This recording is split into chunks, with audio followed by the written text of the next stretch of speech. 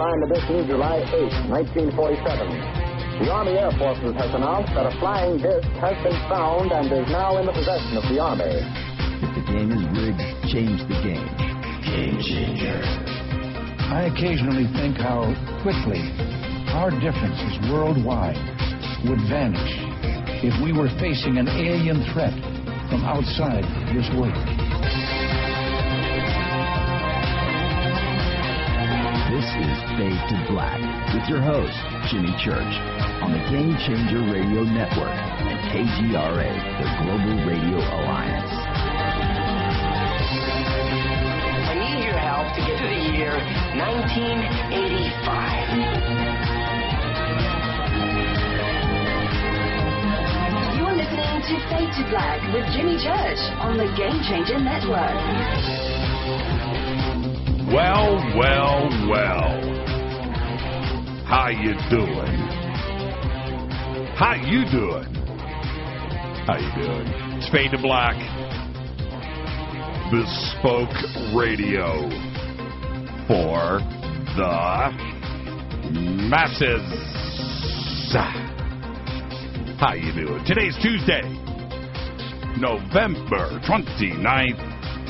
334 days into the new year, just 32 days left, everybody. 32 days left. Can you believe it? We got to the end of this sucker. I'd like to welcome everybody listening all around the world, all across the United States. Hither and thither, to and fro, back and forth, up and down, east and west, north and south, far and near. This is Fade to Black for KJCR, the Game Changer Network, and KGRA, the Planet. I'm your host, Jimmy Church. What is cracking, everybody? Fired up? I am. It was a great day today. How was yours? It was a great day today. And it led up to what we're going to do tonight, right here on Fade to Black. Our guest tonight is Corey Goode. He's here tonight to do a complete history lesson of the SSP and the Interstellar War that's going on right now. A message to all humanity goes down tonight from Corey Goode. One of the brightest, smartest, good-looking, tall. He's the best. He is with us. I'm watching all the dancers in Twitter. So Mark tweets out, the dancers in Twitter, all the GIFs, and looks like he's got a Girls Gone Wild video here. Oh my God, they still make those. They still make the Girls Gone Wild. Walter's got a belly dancer. That's a really cool tattoo. What is that? A cheetah? What is that on her? What is that? Wow, a cheetah with wings? I really can't tell what that is. That's really, really cool. And Michael Hicks, thank you, everybody. I can't start the show out without the Fifth Element opera singer. There she is. I believe she was, I think she was or is, she's the wife of the director of Fifth Element. I believe. I could be wrong. I could be wrong on that one. All right, everybody. Distractions are over. Let's do this. Tonight, Corey Goode is here. We are going to go through a complete history of the SSP, the Interstellar War, his current contact, current messages, what is going on today. We are going to answer all of, what's that? She was his girlfriend at the time. Oh, not the wife. Okay. Okay. That's coming in from Rita. And we're going to get to your questions. I don't think, the way that we've laid out the show tonight, is that I don't think we're going to have time for phone calls. So don't get upset. That's why we tweeted out today to make sure that if you have any questions for Corey, pop it in to Fade to Black Questions. Hashtag F2BQ. Follow me on Twitter right now, at JChurchRadio. At JChurchRadio. That's what you want to do. The sandbox is hashtag F2B.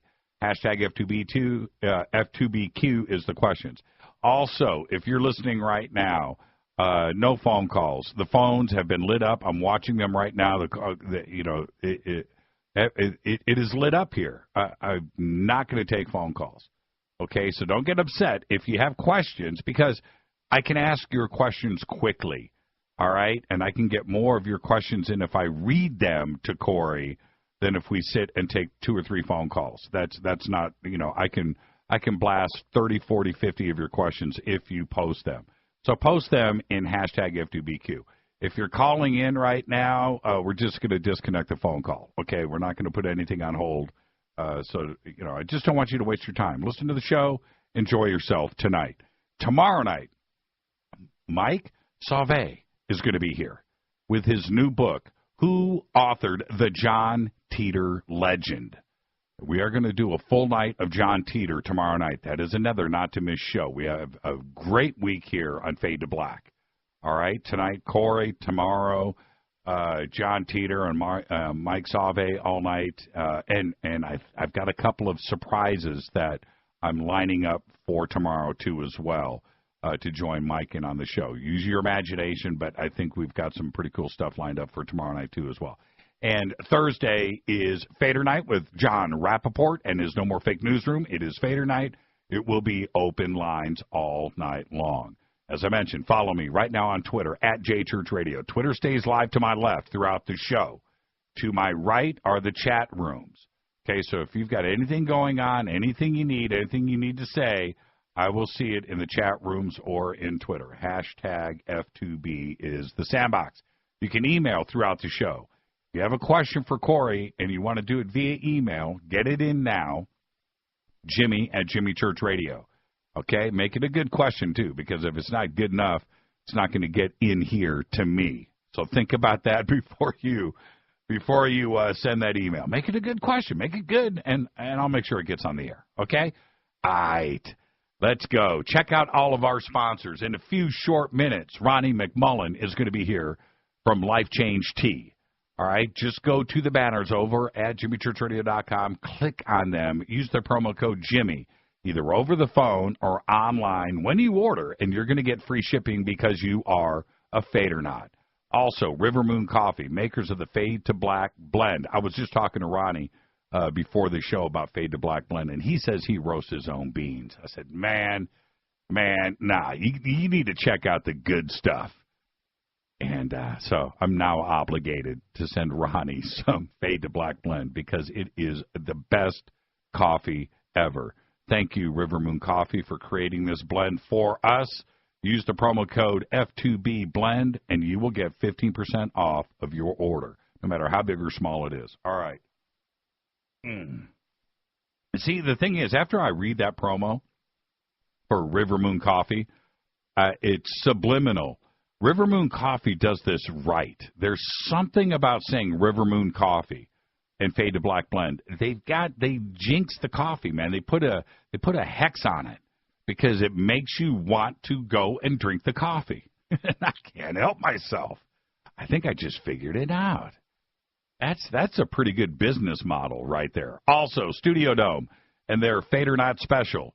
We've got a Christmas special coming up, too, as well. We will make that announcement over the next couple of days. And there you go. The headphones are coming, by the way. 2 SB-B2 speakers in a hard shell case, $129, just in time for the holidays. All right? Everything that you need. A high-fidelity Bluetooth stereo system in a hard shell case with power cables. Just use the promo code JCRTWS. It's that simple. 60% off the normal price of $399. And you get free shipping. Best deal on the net anywhere. All right. Let's get this show cracking. Today, Barrett Brown, my man, Barrett Brown, was released from federal prison. And I just have one message for Barrett. Welcome back to the real world. And I know tonight, I know Barrett, tonight it's on in his world. Barrett Brown, welcome back. And we, how do I want to say this correctly? We've reached out. We've reached out to Barrett. Okay? So let's see if we can get him on the show next week. Happy birthday to today. One of the funniest, Anna Faris, is 40 years old. And if you want to see a funny movie, you want to see a real funny movie, a real funny movie, go see Smiley Face. That is old school funny. That's the real deal funny. Anna Faris today is 40. Our dead guy's birthday today is the one and only Gary Shandling. 1949 to 2016, died at the age of 66. Yes, stand-up comedian. Yes, actor, writer, producer. Best known for It's the Gary Shandling Show and The Larry Sanders Show. During his 3-decade career, nominated for 19 Primetime Emmy Awards, 2 Golden Globe Awards, along with many other awards and nominations. He served as the host for the Grammy Awards 4 times, hosted the Emmy Awards 3 times. 2002 TV Guide named The Larry Sanders Show the 38th greatest show of all time. 2008 Entertainment Weekly ranked the series the 28th best show in the past 25 years. It was also included on Time Magazine's 100 greatest shows of all time. No joke. No joke, man. Love that show. March 24, 2016, a few months ago. Shandling died in his home right here in Los Angeles, California, after suffering a massive heart attack. They thought that he just passed out, but paramedics got there. He was done. Couldn't revive him. Gary Shandling, happy birthday. On this day in history, yes, it happened. 1929, American explorer Richard Byrd and his 3 companions make the first flight over the South Pole, flying from their base on the Ross Ice Shelf to the pole and back in 18 hours and 41 minutes. And in doing so, they found out that the Earth was not flat on this day in 1929. Fader fact, German citizens can travel. Listen to this. German citizens can travel to 177 territories without a visa, nor a visa given on arrival. The most in the world. Think about that for a second. Man, if you're German, you just get on a plane and go. Get your tickets. Where are you going to? Does it matter? No, not really. All right. You got a visa? Don't need one. Ah, you're German. You must be German. Yes. That's a Fifth Element crack. Right there. That's Fifth Element. All right. Let's bring on our good friend. Like we do every single month, we bring on Ronnie McMullen from Life Change Tea. Runs one of the great companies in the world. But the thing is, everybody in my circle is on the program. Everybody that works here is on the program. And the program, you can get it at getthetea.com. And here to help us get healthy, the one and only Ronnie McMullen. Ronnie, good evening. How are you tonight? I'm doing great, Jimmy. How you doing, man? It's a beautiful day, man. Got Corey Goode on the show tonight. You going to hang out and listen to him? Oh, yeah. I want you. See, I figure maybe I've got an in. I don't know. Maybe I don't. But I thought maybe you could ask a question for me. Yeah, sure. What is it? In the next 24 months, are we going to see a major UFO event? I'm not talking about a sighting. I'm talking about some kind of contact. In the next 24 months. Okay. Yes. So, okay. Rita, put that question from Ronnie in the list here for me. In the next 24 months, will there be a major ET event? Yes. Okay, there you go. Great question, Ronnie. Wow. Yeah, 24 months, yes. Man, I almost think you've done this before. Oh, nah. Let me add, before we get to Life Change Tea and what you got going over there, you did conspiracy and UFO radio for years, right? Yes. Is this show as good as what you used to do? No, okay, that wasn't the question. The question is this: You're better, man. You're better. That's it. No, Ronnie, I'm not going there. I'm not going there. That was a bad crack. No, that was fun. We've got a long ways to go. You're a veteran now. In all of your years of doing interviews, did you ever get a guy like Corey on the show, of that caliber, of that level? And if you didn't, who would you like to interview besides somebody like Corey that you didn't get a chance to? I would say I did not have Corey. I did not have that kind of caliber. And I would say if I was to, I actually interviewed everybody that I really wanted to interview. Right. So I think I just got gifted that way, because sometimes there would be ones I would be disappointed in not mentioning names, and then I'd find out they're a jerk and they're fake anyway. Right. Been down that road. Yes. So it always works in your favor, at least it did in mine, that if I couldn't get them, I went, there's something up with that, so I'm just going to leave it be. Well, I'm going to ask you this. I get this question every single day. It's really weird. A day does not go by that somebody doesn't say, okay, so Jimmy, what's your favorite interview? Who was your favorite? So I'm going to ask you, okay, so who was your favorite interview? Is there one that stands out? Yes. Well, my favorite interview was Karina Sables. Really? Why? Yes. Why? She was the real deal. Yeah. She was the real deal, and wow, that's a good and call. she would always throw things my way that would make me think, something that kind of makes your head explode. You're like, oh my gosh, I didn't understand that, but now I get it. Right. So when it came to abductions, she was the one that brought me, you might say, in the room where I went, oh my God, this is real. Right. Yeah. Yeah, when on that same level for me, in that same kind of area, Betty Andreessen was an amazing interview, and she was has a lot to do with where and who I am today, and so having, after reading her book 35 years ago, which literally caused a lot of sleepless nights, right? Yeah. The Andreessen affair. And what that meant to me and how that book found me, because it found me. I did, that's a crazy story in itself. And to get her on to have the opportunity to ask her all those questions that I've had over the years, and to listen to her honesty and her voice was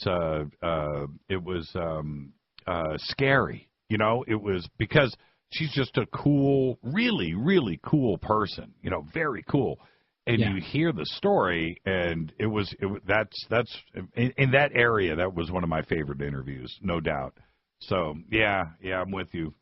Travis? I think interviews would go, I really didn't have a favorite, but I would say that there were certain interviews that were just kind of over the top.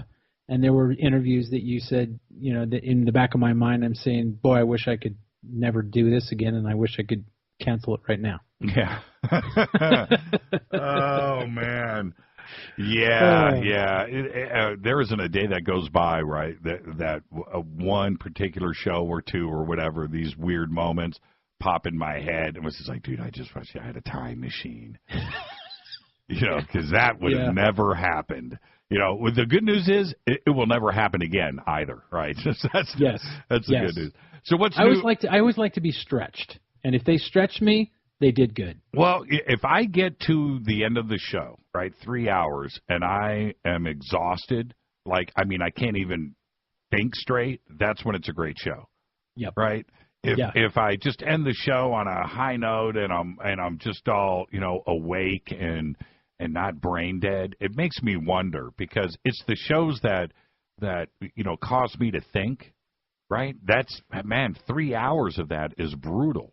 And that's when I know I've had a good show. It takes energy right out of you. You does. Can't even go get an In-N-Out burger. You're too tired. No, you can't.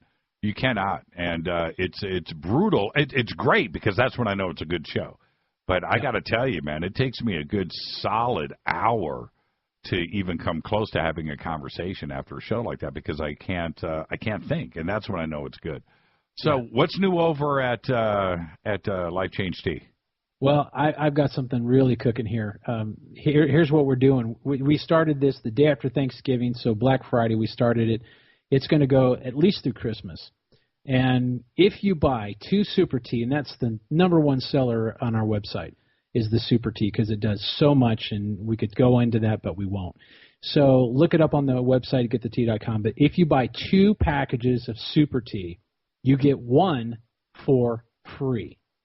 It's a $35 savings, and if you mention Jimmy, you're going to get free shipping. Wow. Okay, there you go. That's a deal. And thank you for doing that. I got there's 2 things I want to say. One, I get I get posts and I get email and stuff all the time, but I got this email the other day, and I forgot to pull it up. My bad, but I just want to relate this to the audience that, when I get somebody that says the T, thank you, Jimmy, for shouting about it. It was right there, right? Thank you for shouting about it every day on the air because I went and did it. And after 2 weeks of 2 glasses a day, my life has changed. It is truly life change tea. And I get, and just thank you, Jimmy, thank you, Ronnie, in the email. And that just makes me feel great, because somebody has taken the time to send that email. They don't have to do that. No, I get that. No, People are busy. People are busy, but it's really changed somebody. And that's all because of you, Ronnie. Thank you. I mean, I'm a vehicle to get this out to the world. And when somebody responds back to me, or I can't tell you, I've got a collection of photographs of images that have been sent to me of Fade or Not sitting there with their Life Change tea, with their Studio Dome speaker, with a cup of coffee and a bottle of vodka in the background, right? And, just to let me, and their T-shirt or whatever, just to let me know that they're all in, right? They are all in. And I think it's the most awesome thing when people write in and say how the product is, because we have so many testimonies at the website. I think people think sometimes we make them up because we have so many, and that's really right. It's not the. In fact, one of my favorite ones, and I love this one. A guy emails me and he says, you drove me crazy. I listened to your commercial on so many different radio programs. I'm so sick of it, and he says so sick of it that I went out and I tried it. And I just want to thank you for being diligent with your commercials because it's the most wonderful thing I've taken. Right. Well, like what Rita just posted on Facebook, and I was shocked because Rita stays private. Okay, that's it. She's got a private zone that she's got her world, she's got her friends, and it's a wall built around, as it should be. Yeah. And she's more famous than this show is right now. She's like a rock star out there, right? So now she knows she's got to build the wall around her, and that's fine. But she posted this on Facebook yesterday, and I couldn't believe it. And this is what she wrote. She wrote, taking stock in inventory. In 8 months, I've lost 25 pounds. My portions are 1/3 of what I used to eat, and my stomach ulcer is gone. In fact, I forgot where my stomach is. Life Change Tea rocks. Right there. Wow. Tell Rita I love her. And check this out. 89 likes, right? 19 comments, and over just a post that is very, very personal and is up there, and she never does this. And that says a lot. And I think for all of the women out there that are listening to me right now, this is Rita speaking. This is not me. I didn't, this is Rita. And for a woman to post something so personal about herself like this says a lot to all the other women out there. The women know how to communicate with each other, right? Yeah, they have a whole different frequency. What was that name of that book? I forget the name of it. I know what you're talking about. I don't remember it either. But it was something about speaking to women, or I don't know. All men know about women, right? Yeah, and it's 200 blank pages, right? and it was like on the New York Times bestseller list, right? But it was 200 blank pages. But women know how to, and for Rita to say this out there to all of the other women, this is what's going on in my world. So. There you go. And now, what else? Really quick before I let you go, got to get Corey Goode in here. What do you have new that's coming out? What's around the corner? We've got some really cool things. We got bees coming around the corner. It's essential bees, and we are we don't carry the bees that we should in our body, and we're deficient. So this is going to give us kind of I call them the wild bees, the ones that you're not normally going to take. And it'll get your body kind of tuned up. That's right around the corner. And I got some other wonderful things coming, so you always be checking the website. But I want to make a statement because I know you got to go. Yes. Don't forget my question to Corey. I got it right here. Also, Life Change Tea, okay, getthetea.com, is behind you, Jimmy. And you know what? I think I'm proud of you because you're kind of a wild man. You're the big kahuna. And I think I'm really proud of you because you're taking this stuff and you're changing. We got to keep you ticking. You know what I mean? We got to keep you ticking so you can do this for many more years to come. So we are behind you, Jimmy. We're behind Fade to Black, and I just appreciate everything you do. I just did a toast of vitamin C right there as you said that. I toasted to you. Not kidding, awesome. Man. God, I love that stuff. I love the olive and the moringa and the vitamin C. Now, this is my order. This is what I do. I do the vitamin C last, right? So I'll do the olive first, and which is amazing, right, tasting. And then as good as that is, the moringa, to me, I like the taste a little better. So I build up, and then you get that slam of that vitamin C drop. And I'm telling you, you are good to go. That's my order. Olive, moringa, vitamin C. Just like that. Drop, drop, drop, and I am so good. Thank you for everything. Well, it hits your bloodstream, so it's immediate. It's now. It's right. You're a now kind of guy. I am now. Thank you so much, Ronnie, and I'll talk to you next week. How was your Thanksgiving? Was it good? It was wonderful. How was yours? Perfect.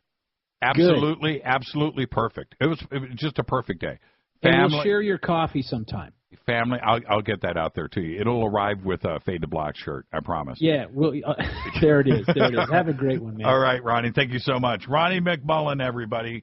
Life Change Tea. GetTheTea.com. He's got that 2-for-1 special right now. Buy two teas, get one free. $35 off. That's what I'm talking about. And go to his specials page. Use the promo code Jimmy when you order. You're always going to get free shipping. This is Fade to Black. When I come back after this short break, Corey Goode is right here on the Game Changer Network and KGRA, The Planet. Thank you, Ronnie McMullen. I'll be right back.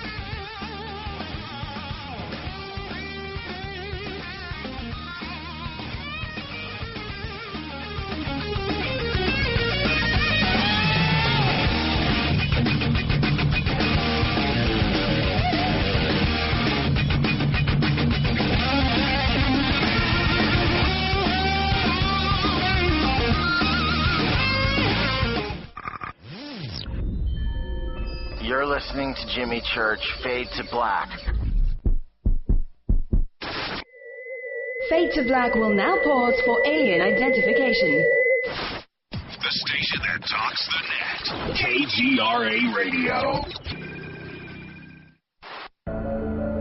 When you take the beans from Central America with dashes of Indonesian and African mixed in and then roasted to the dark side of Fade to Black, you create the ultimate brew of fringe. Introducing the Fade to Black blend from River Moon Coffee. Yes, River Moon's darkest customized roast was created for the love of Fade to Black. The alchemy of masterful roasting and smoking the beans is in every sip of this full-bodied, dark Java. I need my coffee dark, deep, with distinct bittersweet chocolate highlights, just like the bunker. Leaning further into the darkness of the roast is Fade to Black blend from River Moon Coffee. Just click on the banner at jimmychurchradio.com and use the promo code F2BBLEND for 15% off of your order today. Go Beckley Teppy. Hi, folks. In a world of GMO, genetically modified organisms, that is, chemicals, processed foods, and a healthcare system that's unraveling like a cheap suit, it's time to prepare. God created herbs, and herbs help man. Our body can heal itself, just sometimes we need assistance. You need some help? GetTheTea.com. That's GetTheTea.com. Our mild detox is quite powerful with its unique blend of 8 different herbs. And if you're looking for more, our non-GMO supplements will help you with different needs you might have. Health should be a top priority. Take care of your health naturally. Log on to GetTheTea.com. That's GetTheTea.com. Give your body a treat. Let the herbs do their thing naturally. Read all the testimonies on the website, GetTheTea.com. That's GetTheTea.com. Sickness and viruses are like intruders, and herbs are like warriors. Let the tea work for you. That's GetTheTea.com. 9 out of 10 geneticists agree. Fade to Black is not your father's radio show on the Game Changer Radio Network and KGRA, The Planet. Hi, this is Chase Klutsky with Fate Magazine Radio, and you're listening to Jimmy Church and Fade to Black on the Game Changer Network and the KGRA digital broadcast station where the Fade or Nots rock. Hi, this is Rob Reiner from Anvil, and you're listening to JimmyChurchRadio.com. What's up? I'm Chris. What up? This is Combat, and you're listening to Jimmy Church Radio.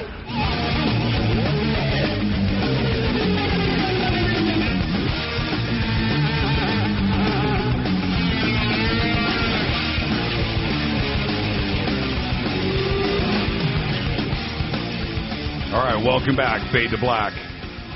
I want to remind everybody, tomorrow night, author Mike Sauvé is going to be here with his new book, Who Authored the John Teeter Legend. We're going to do a full night of John Teeter tomorrow. Thursday night is another Fader night with John Rappaport and his No More Fake Newsroom live all night long, open lines. You can follow me on Twitter at JChurchRadio. You can follow Corey at Blue Avions. Very simple. Everything is up on Twitter now. If you have any questions that you want to direct directly to Corey, you may do so tonight. Hashtag F2BQ in Twitter. Corey Goode was identified as an intuitive empath with precognitive abilities and was recruited through one of the MyLab programs at the young age of 6. Goode trained and served in the MyLab program from 1976, 1986, 1987. Towards the end of his time as a MyLab, he was assigned to an IE support role for a rotating Earth delegate seat shared by secret Earth government groups, by the way, in a human-type ET Super Federation Council. During his 20-year service, his assignments included the Intruder Intercept Interrogation Program, an assignment to the ASSR-ISRV Auxiliary Specialized Space Research Interstellar Class Vehicle. Goode is in, today, direct physical contact with the Blue Avions of the Sphere Being Alliance, who have chosen him as a delegate to interface with multiple ET federations and councils on their behalf, liaison with the SSP Alliance Council, and to deliver important messages to all of humanity. His website is thespherebeingalliance.com. I would like to welcome back to Fade to Black our friend Corey Goode. Corey, good evening. Good evening to you. How are you, man? Everything good in your world? How was your Thanksgiving? Thanksgiving was very good. Yeah, I had some good time with family. Yeah, that's what it's all about, man. You just look around and be thankful, right? That's it. That's the day. And if you get out of it without a really good fight with your sister, it's all good. Well, maybe you need the good fight with your sister, too, to make it a complete Thanksgiving. That's always the way I kind of look at it. Well, tonight, Corey, I want to break things down in 3 or 4 sections. First, the history of the start of the SSP. Second, what went on in the 1980s and the expansion of the SSP. Third, you and your first contact with it. And then fourth, what is going on today? Who is involved? What is your latest contact or news that you want to have us hear?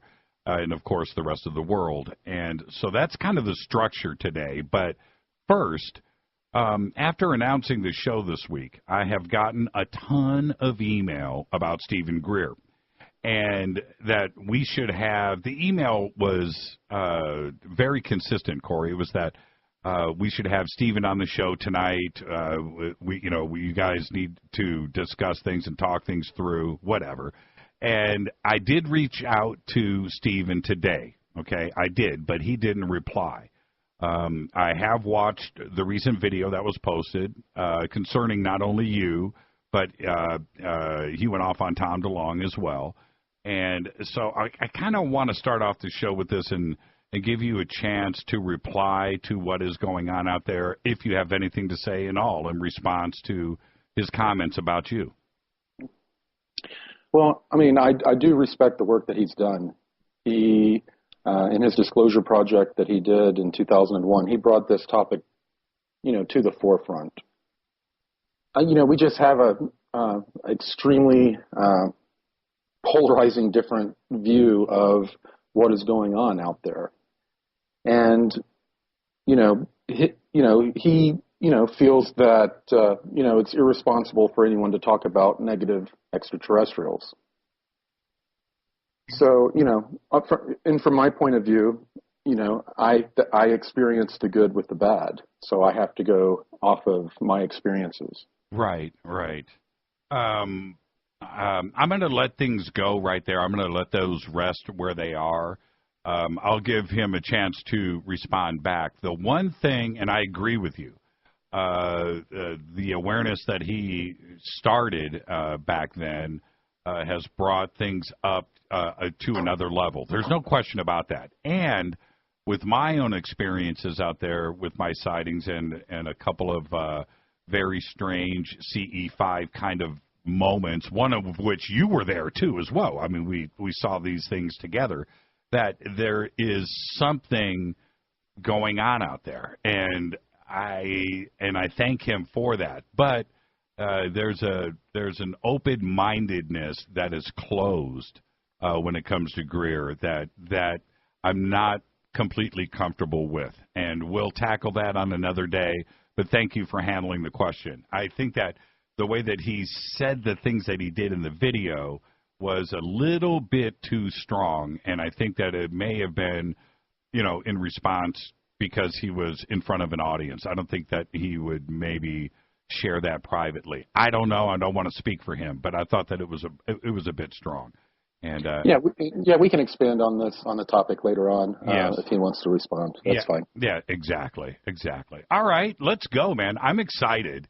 Now that this very strange year has gotten behind you, only strange in that you're out in the public now. That's what I mean by that. Started back at the Conscious Life Expo. You came on Fade to Black that night, and you were a little bit, you have thousands of people that are following you around, right? And so you went from that, and then you did your presentation later on that night with David Wilcock. And then this year has unfolded in front of you. You've gone out and you've done some presentations. You've done a lot of Gaia stuff. You've done a lot of public speaking and videos.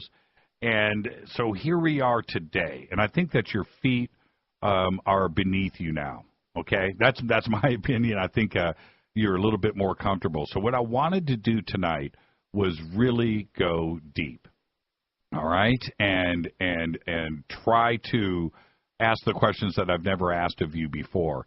And in doing that, for the audience that is here for the first time, I know this is a long intro to the show, but it needs to be said that there are people here tonight that have heard you speak before, and they're here for something new. So for them, we have that. For the others that have never heard you speak before, they're here, they've heard about you, they're here for the first time, we do need to address those folks as well, too, and get those questions answered. So I want to do a kind of a linear, chronological presentation, and then we will conclude at the end of the night with a bunch of questions that have been sent in to us. All right, you ready to go? Let's go. How long, I'm going to start right here. How long has the official version of the SSP, the Secret Space Program, been around? The official version, okay. Well, there are a number of programs that are considered secret space programs. Some of them date as far back as the Germans during the 1930s and 40s. Later on, we started to make deals with different shadow groups and started to get our hands on some of this hand-me-down technology, and we started to, and also crash retrievals, and we started to engineer our own secret space program. And we started to really work on that in the late 50s and through the 60s, the Americans, that is. Now, the information that you are going to be giving us from here on out after that answer, is this information that you were given, like, from the glass pad or from somebody off-world, or is this stuff that you have read over time? Well, the structure of the secret space program, I had to kind of experience it over time to understand it. No one really sat down. Everything was so compartmentalized. No one sat down and said, this group, it has this mandate, et cetera. Now, there was a lot of information that I was given. There was a lot of downtime, and I was allowed to browse through these smart glass pads quite a bit. Mm-hmm. So, and I did gain a lot of my information from those smart glass pads. Was there information like when did the Nazis first start traveling into space? Well, they first started developing their technology to where they could do, I guess, exploratory visits back in the 30s. And was like that piece of information right there, was that glass pad information? Were you able to access Nazi information through that research? Yes, this was mainly glass pad information, and every once in a while, if I was in a lab that we had set up, and we would call the scientists eggheads, or we were working with engineers, sometimes we would kick back and be looking at the information and discuss it a little bit. Oh, you know what? For the audience out there that doesn't know what we're talking about, what is the glass pad? Yeah, the smart glass pad was this, it looked like a piece of just plexiglass when it wasn't activated. And when you would put it on the tips of all 5 of your fingers and activate it consciously with your consciousness, and the see-through plastic would go opaque on you, and then you would start to see either letters in whatever your root language is, or video. You could see video images that would be shown to you that would be like kind of turning around and looking like they were three-dimensionally coming off of the page. Okay, go ahead. Sorry about that. Yeah, and it would display a lot of information in a summary type way, and then below there were always footnotes you could go into for the more scientific stuff. I'm so jealous. That's exactly what I like to do, and especially with this kind of information. Well, okay, so the Nazis started in the 1930s, and was this a deal with the Draco at that time, or did the Vril actually kick this off? Well, they had made some of the strides on their own. Some of their scientists had made some pretty good connections in electrogravitic propulsion. So they were already, on their way, but they were having a combination of telepathic assistance, outright assistance to where they had contact with them, and also telepathic manipulation, guiding them and manipulating them remotely throughout their space program process. Did they have a deal with the Draco? You know what I mean? Was there... Eventually they did. For a while, they were searching all through areas like Tibet, looking for ancient manuscripts that had actual technical schematics in them that they were also using to try to build these new wonder weapons. And with the ability to travel to space, did they at that time have the ability to go to the moon, or were they just? Yes, they made expeditions to the moon and to Mars, and to a local attempt to a local star system that didn't go too well. None of these really went too well for them in the beginning. They were having crashes and failures and losing people. And how much of this did Hitler know about? And I'm asking because the societies and the research that was going on, and with the Draco, was this something that was kept away from Hitler? It appears that he knew quite a bit, but there was a lot that some of his henchmen started to take control of, and they started running it, a lot of it beyond what he was privy to. Because but he definitely, he knew all about the bases in Antarctica and South America in these cavern systems that they were building. Right. He was very aware of that. Some of these were joint bases, and we were told where we could build bases by the Draco. Was there a reason? Or not we, the Germans. Yeah, right.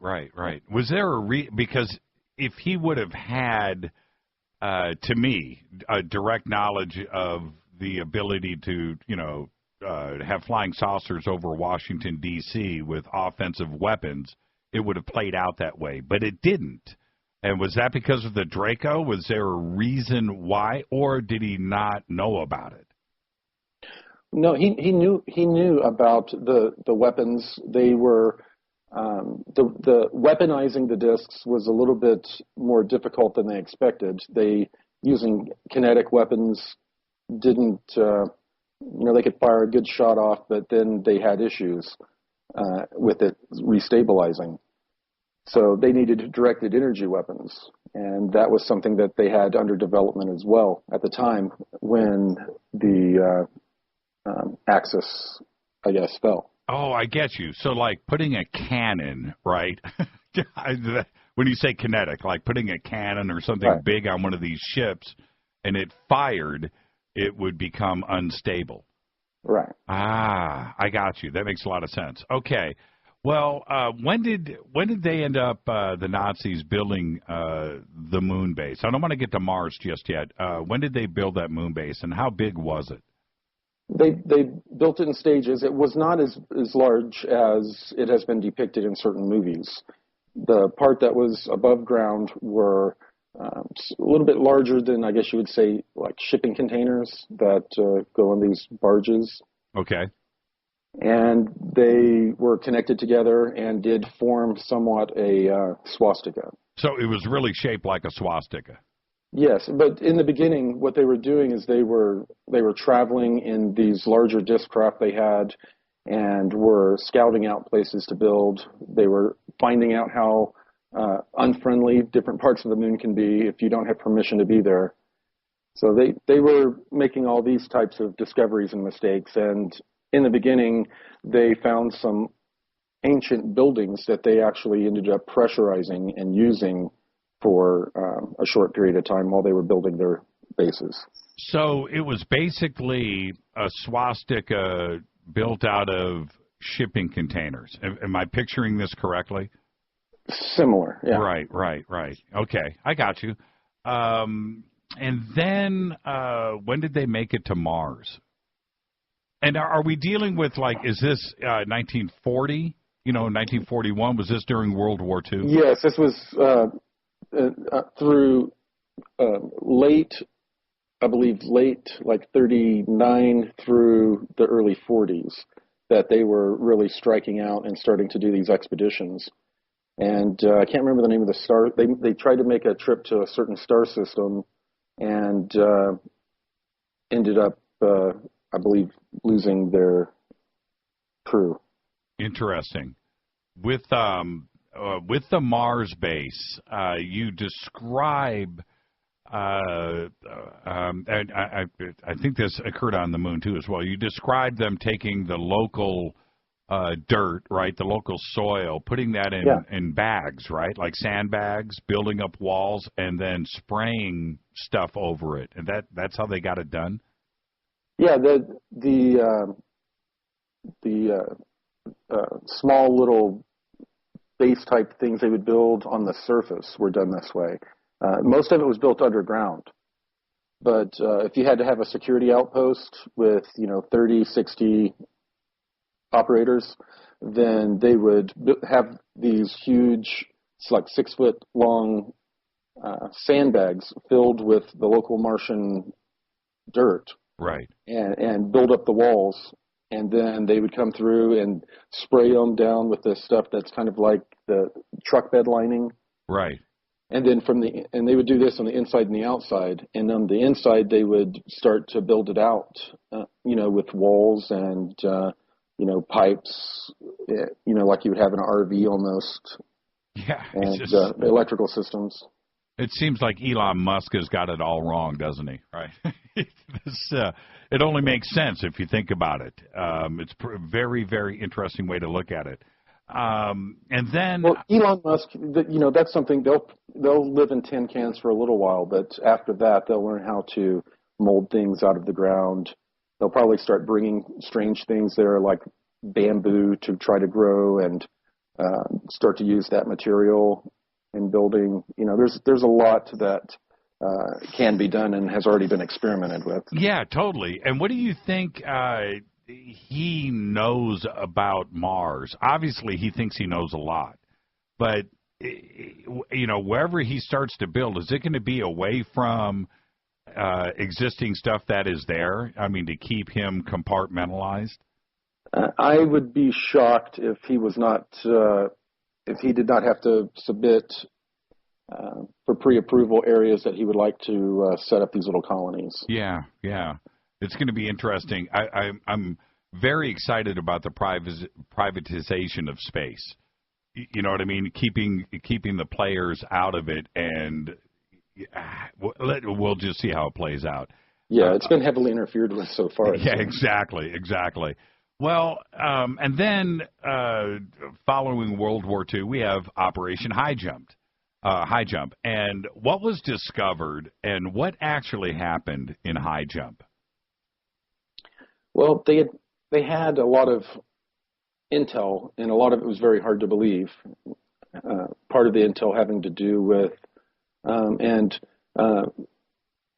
William Tompkins has come forward recently with his book and his information that, has me convinced that a lot of the information I was looking at on the smart glass pad came from briefings that he sat through back in the 40s. Right.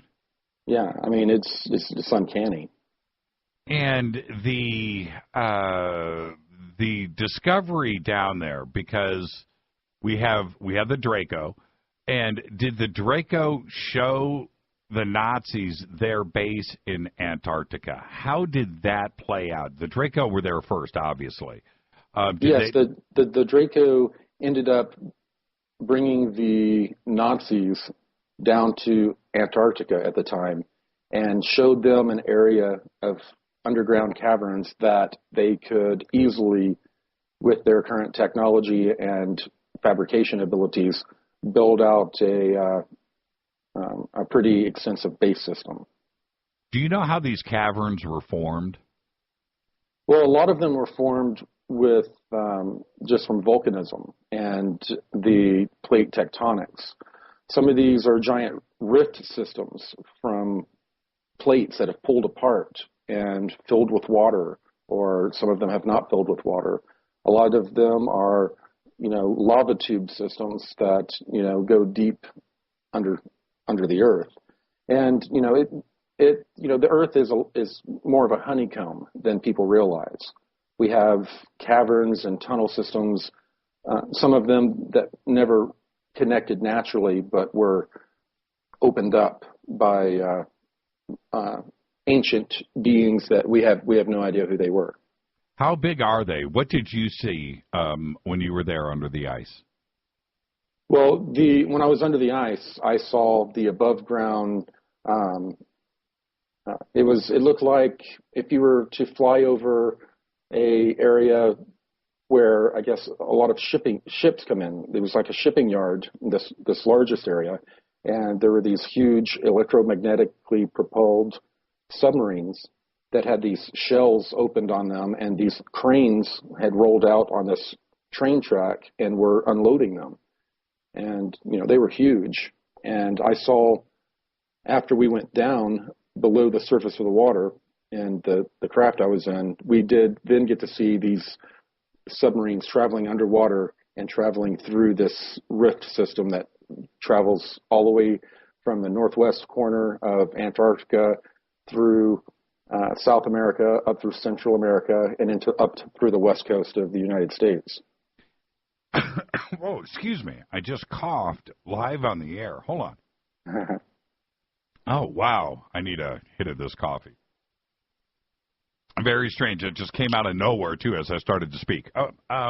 Why did the Dracos take the Nazis down there? Didn't they see the bad side to the Nazis, and why did they have that kind of alliance? Well, they basically had the same type of ideology and goals. They had world conquest on their agenda, and they were both groups, the Draco and the Nazis, are very occult. So they were very similar. Was it because there were certain elements of, certainly with the Vril maybe, that there were good Germans that they were okay with? Did they understand the Nazi agenda from World War II? And do you think the Dracos would have backed off if they knew? Well, the Draco were already negative, so they didn't care if the Nazis were positive or negative.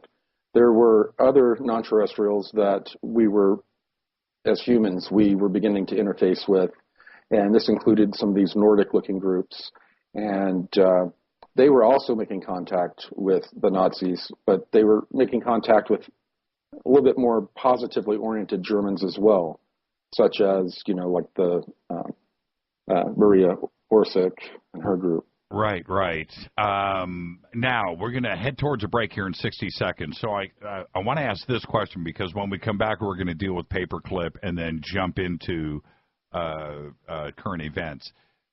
Did the Draco control the Germans, or was it the other way around? Did the Germans control the Draco? Basically, it was an alliance. They were working together. The goal was to eventually produce a whole lot of, spaceships that they could use to go out and conquer other star systems along the Draco with. So this was it looked like a partnership on the surface, but the Draco most likely had something in the vice. Right. So it wasn't exactly a mutually beneficial relationship, in other words. Right. Yeah, interesting. Okay, let's take a break right here. When we come back, we're going to get to Paperclip. We've got to go to Paperclip because that is the next stage in the development of the SSP. This is Fade to Black. I'm your host, Jimmy Church. Our guest tonight, Corey Goode. We're going to do a full history of the SSP, the Interstellar War, and what is going on today, along with all of your questions. It's Fade to Black on the Game Changer Network and KGRA, The Planet. More with Corey Goode right after this short break. Stay with us.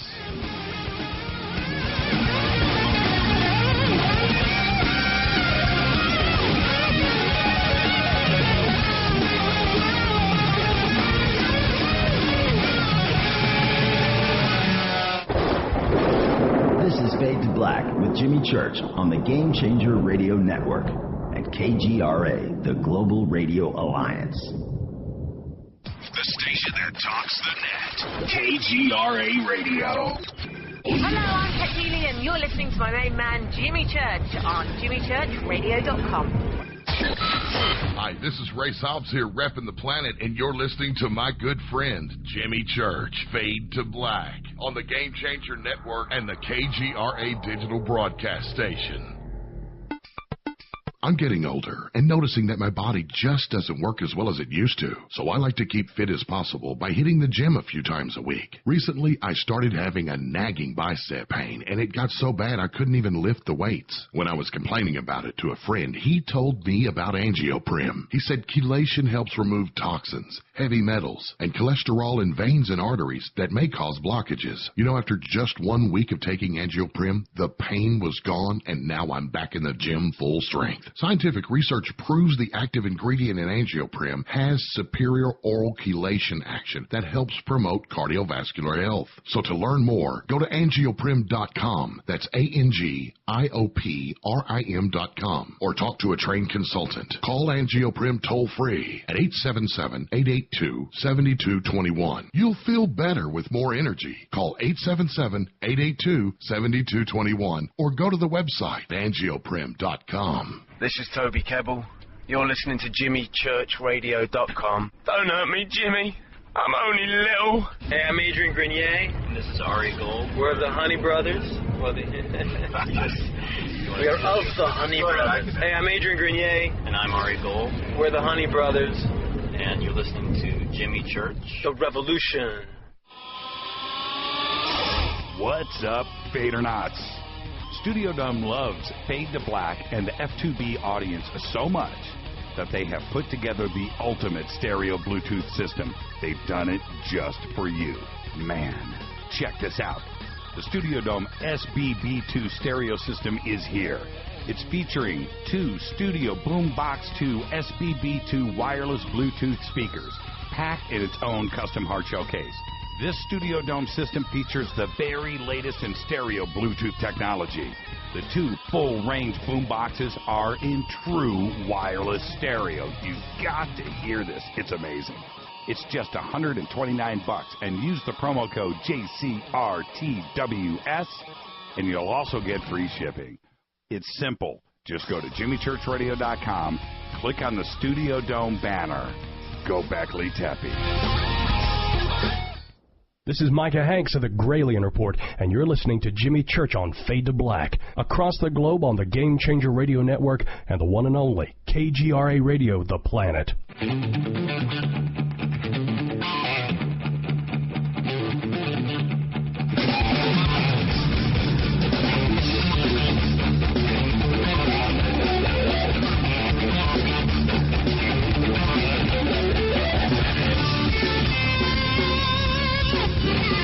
All right, welcome back, Fade to Black. Our guest tonight, Corey Goode. Tomorrow night, Mike Sauvé is going to be here. And his new book, Who Authored the John Teeter Legend? All John Teeter, all night, tomorrow night, here on Fade to Black. And then Thursday night, John Rappaport's going to be here with us, No More Fake Newsroom Live. All right, back to Corey. Corey, before the break, as we started to get into the German scientists and the Draco and what was going on with the technology, we need to get into Paperclip. Now, everybody knows about Paperclip and that program, bringing over the German scientists for our rocket program and research over here.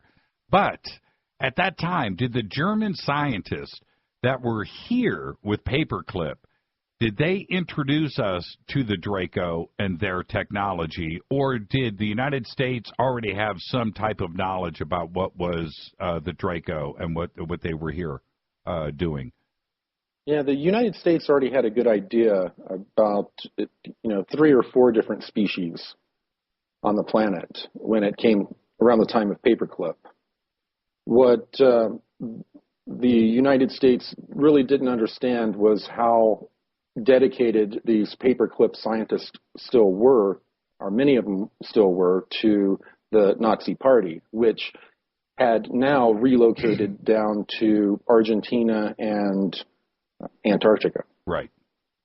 So these people were in contact through spies that were in place already from World War II, in contact through the spy network with their superiors in Antarctica and Argentina. And so they were getting orders, and they were passing information back and forth.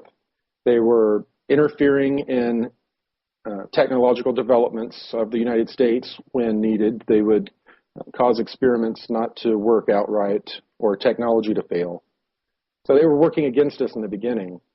But all of that changed in the early 50s, around 1952, when after, I guess, high jump, and we had gone down there and realized that we could not handle them technologically or militarily any longer. We then had the Nazis fly over Washington, D.C. to basically use that as brinksmanship to force the Americans to come to the table and negotiate with them. Did the Draco share weapon technology? Obviously, they shared the anti-gravity and flying saucer, spaceship technology and off-world technology. But what about weapons? Yes, they shared weapons technology with the Germans. But you have to understand that handing this information over to the Germans, it always has to go through this research and development phase to where they have to take the technology that's beyond their understanding, find a way to marry their technology to that technology, and then produce a result consistently that they would like, and then bring it to a point where they can manufacture it and put it in the field. So World War II ended, and they didn't have a chance to develop the technology that they were exposed to. Right. It would have been a different story. With your guess, with your research and what you have been able to find out, how close were they to really causing a lot of trouble? They were very close. They were already able, with the help of some of the non-terrestrial groups down in Antarctica, to repel, a battle group that was coming down to basically invade Antarctica. So they were very close. Yeah. And what other countries know about the Draco or have contact with them? At this time, was it just the United States and Germany, or were there other countries too? People had known about the Draco under different names for a long time through their occult practices. A lot of these Germans were doing these ancient German occult practices that were causing these beings to manifest. And these beings happened to be, reptilians. Now, so they were accessing them through basically magic and ritual for some time before they made the technological leap that these were technologically based and not just spiritually based. And throughout this period, I have three questions, and then we're going to move on. Did the United States know about the bases on the Moon and Mars? Second, were the Nordics involved, or was it just the Draco at this time? And third, were the Nordics involved in the negotiations of the alliances that were going down with the Draco and the rest of the world? Okay, let's take those one at a time. Yeah, right. So we'll just do the first one. What was that? The first one was, were the Nordics aware and around about the relationship between the Draco and the rest of the world? Yes, the Nordics tried to warn the United States about making deals with this Draco group, but of course the humans didn't listen. They were wanting the Nordics to provide us with a lot of offensive weaponry that they weren't willing to provide us with because we weren't spiritually in equilibrium with our technological state already. Right. So, they knew what was going on. They were interacting with us at the same time. And a lot of people, when they think about the Draco or these different groups, they try to put it into these little time chunks that this group was in contact with us, and then this group later got in contact with us. The fact is that we had multiple groups in contact with us at the same time. And did we have, along with all of this conversation that was going on and the knowledge that was being shared, did the United States know about the moon base and what was going on Mars? Well, they had intelligence about the, fledgling base system that had developed, but they were not getting until like the late 50s when we really started. The United States started working with the breakaway Nazi group from South America. Right. We really didn't have all of that intelligence yet. So which says to me, and I need your confirmation on this, that the paperclip group was holding back, and we thought that we had something good going on there, but they certainly knew about what was going on the moon and Mars, but didn't tell us about it. Right. They were part of a plan all along. The Nazis had this technology that they would like to develop, and they wanted to co-opt the United States and the industrial might that had beat them. We were producing 5-10 tanks for every one they were. Mm-hmm. So they wanted to use our infrastructure to build out a wider infrastructure in outer space. And to do so, they had to infiltrate us. And when we were in the beginning, when we were making deals with these Nazi breakaway groups, we had planned all along to infiltrate them and take them over. But they were already several steps ahead of us in that process. Was there a reason why von Braun didn't, allegedly, I should say, put us on the moon until 1969, when obviously there was already a moon base there? Was there a deliberate attempt to sabotage the public version of the space program? Well, yeah, and all of this was compartmentalized. Who knows what von Braun knew about the space program that we were developing. We were already going to the moon, before the time of Apollo. Right. So, all of this is so compartmentalized. As I've stated, some of these military-industrial complex space programs that are made up of, like, the NSA, DIA, Air Force Intelligence, that have a couple of space stations about 400 or 500 miles in orbit of the Earth, and they have a number of these exotic craft, like these triangular craft, that service them. So, and a lot of these people, they've been given briefings, and they don't know anything about any bases on the moon or Mars, and they've been told that they're the top of the totem pole security-wise, and they just will not accept anything you have to say that does not fit into their, programmed reality. Were the Draco freely leaving Earth at that time, too, as well? Were they coming and going? At what time? In the 50s. Yes, yeah, they were coming and going from Earth and our solar system freely. Gotcha. Okay, now let's jump forward a little bit in the timeline, and let's go to the brain drain. What was the brain drain? Well, once the Nazis had infiltrated the West sufficiently to where they were able to start actually building out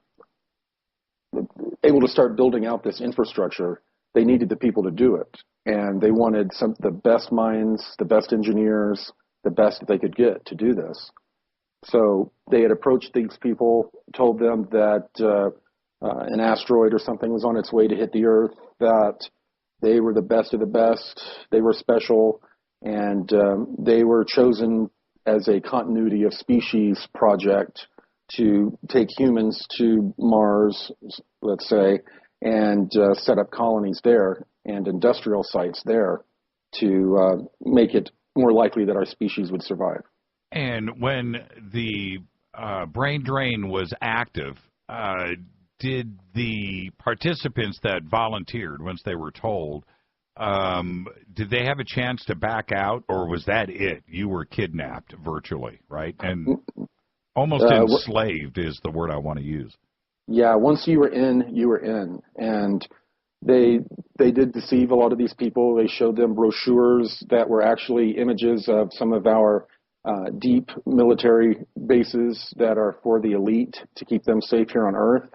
And they were told that this is on Mars, and they see these great big glass elevators going up, real futuristic looking. And they're told, this is like the Jetsons. You're going to live like the Jetsons. And, they take their family with them. They arrive on Mars, and they get a very quick reality check, and they find out that indeed they and their families are now slaves. How many were involved? And a large chunk also came from South America too, right? Yeah, South America, the United States, Europe. They pulled them out of Asia. They pulled them everywhere. And what's your best knowledge of how many families, how many people were involved? The number of people has gone into the millions over decades. This is something that was ongoing. There was a real big drive in the beginning, to get, we need 50,000 people immediately. And then after that, they just needed to sustain the numbers along, with bringing fresh people in.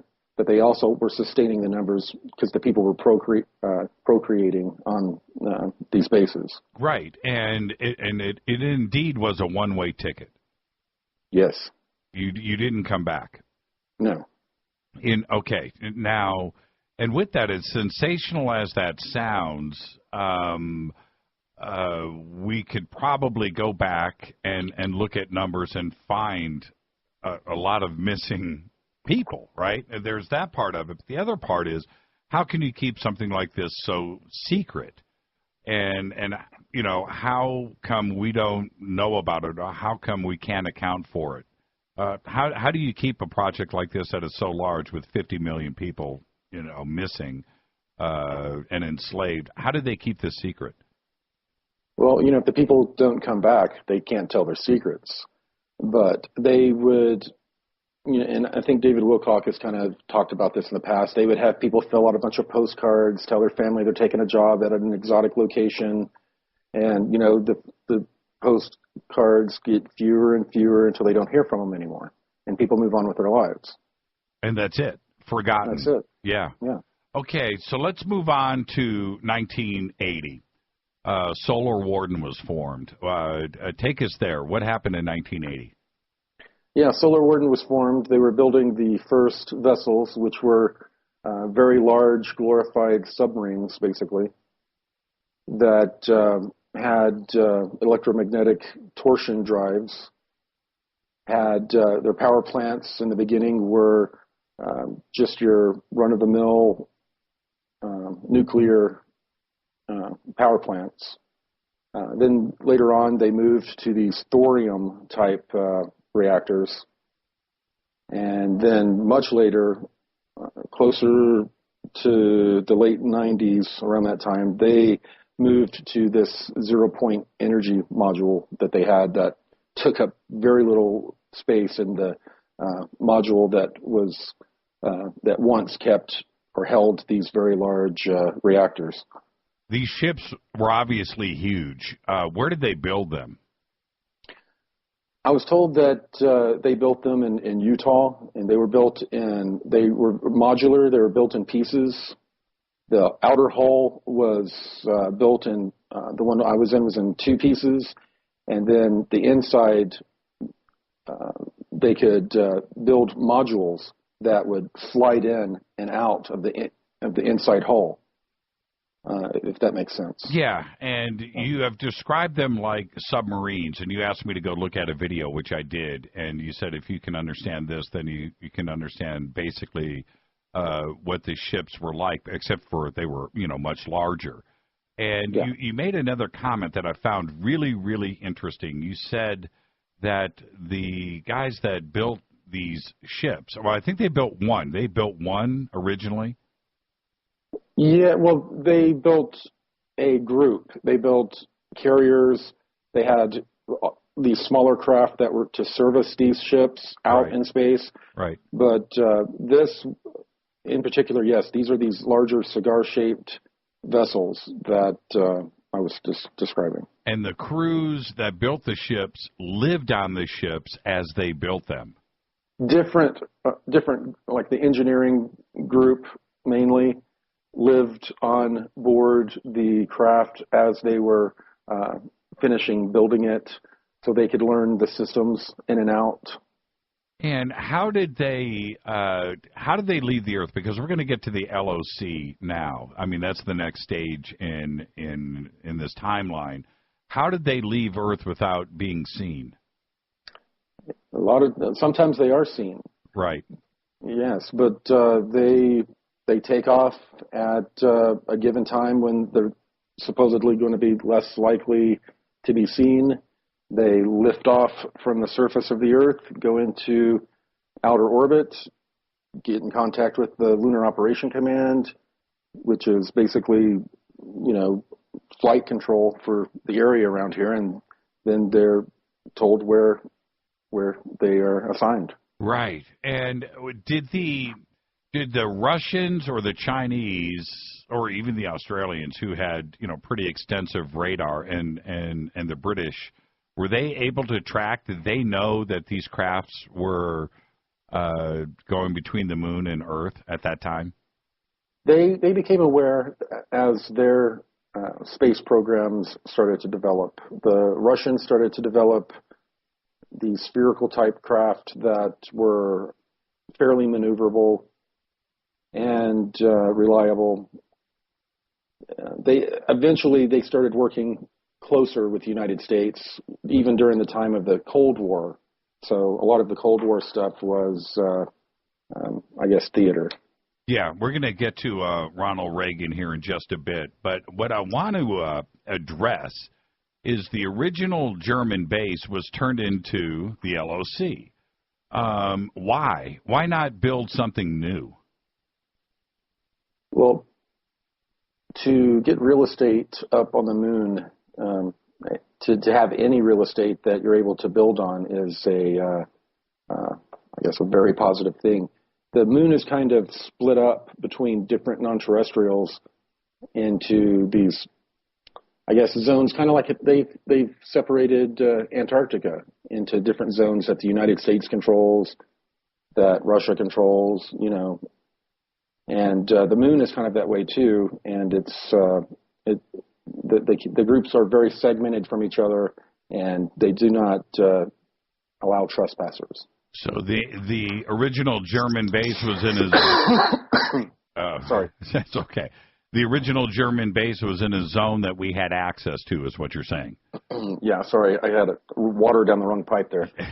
Yeah, the Germans were given an area that they could build on by the Draco, on the Draco's claim. Well, man, I want to jump ahead, but I'm not going to. Let's stay right here. In 1986, there was the 20 and Back program that involved you. Right. And so the LOC was already in place, right? And which was around 1980, 81, 82. That got developed. 86 was the 20 and Back program. What was that? Yeah, the 20 and Back program was a program that they normally, it was an offer that was normally made to military personnel, but they needed, civilian specialists as well. And it's a program to where you would sign off on going out into space for 20 years, and at the end of that 20 years, be brought back to Earth after first being blank slated or having your mind messed with to where you have no memories of it. Right. And then and this is where you lose people. They age regress you through some pharmaceutical type of method, and then they stitch you back in the time frame that they took you out to begin with. Yeah, and why not? This is the question you probably get most often, so I'll just address it right now. Why not just leave you at the same age? What was the necessity for the regression? There was some sort of deal in place that if they were to pull assets in this manner, that these assets had to be when they were done using them, these assets, being people like myself, had to be returned to the point in time and mentally and age-wise that they were when they were taken. Why this was done, I don't know, but I think it has to do with a technology exchange between the Nordic groups and some of these syndicate groups that ended up forming these secret space programs. And how many people were involved at that time that you knew of in the 20 and Back program, and were they all regressed? Well, yes, everyone was regressed, even the military people. They had people that were obviously, military in the space program, and they had been pulled out to do this 20-year 20 and back program while they were serving in the regular military. So they were kind of recruited out of the regular military. When they're done, they're going to be returned back to the same time period that they were taken as well, and also have their memories wiped. Now, was it at this point that you were exposed to the Germans and the Dark Fleet? Yeah, that was throughout the time in the space program. You would see these people. There'd be people in different uniforms, different energies about them, and you would just assume they're all a part of your program, and you just don't know anything about them. But as time progressed, you would hear people talking about, oh, that group, they didn't like their attitude, and so you started hearing and gaining information about the other groups over time like that. And so, what was the Dark Fleet? Yeah, it was a group of very, they look like Nazi type people that for a long period, we had no idea what they were doing in Solar Warden. But they obviously had craft that were more offensive than the ones that we were flying, and they were very secretive and had an air about them like they were more important or knew something we didn't. And eventually we found out that they are out flying alongside the Draco in controlling territories and conquest as well. Wow. Why? What was it used for? When you say it like that, it sounds almost offensive. Was it offensive and defensive? The Dark Fleet? Yes. That was purely an offensive force. They were armed to the teeth, and they were flying outside of our solar system almost exclusively alongside Draco. And so they continued to develop that technology that they were exposed to and those weapons in World War II, and now we're in the mid-'80s, and they are armed to the teeth, and they have a completely offensive fleet for war. Yeah, and at a certain point, when we developed a certain understanding of these anti-gravity and scalar technologies, our engineers started building the stuff like crazy in our military-industrial complex, and we started building it very well. And we caught up very quickly in being able to fabricate a lot of what was given to us. And so we had the LOC. The LOC was us, right? And that was ours. But yes. The Germans and the Draco had a joint base up there that was off limits. What do you know about that? Very little. What I found out is that they're doing a lot of genetic type of testing. There's a large part of it are laboratories, and they also have part of the area that deals in this human slave trade that is going on.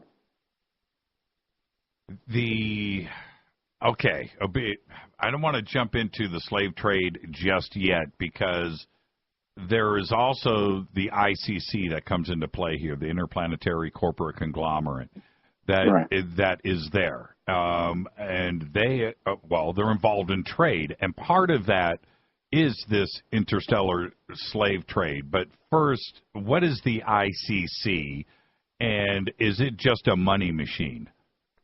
Basically, it's a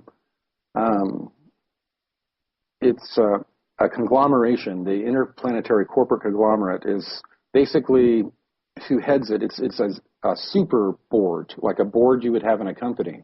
Right. And a lot of these companies, like Lockheed Martin, Boeing, you'll have someone that's on the board, he's been on the board for 20 years, is getting ready to retire.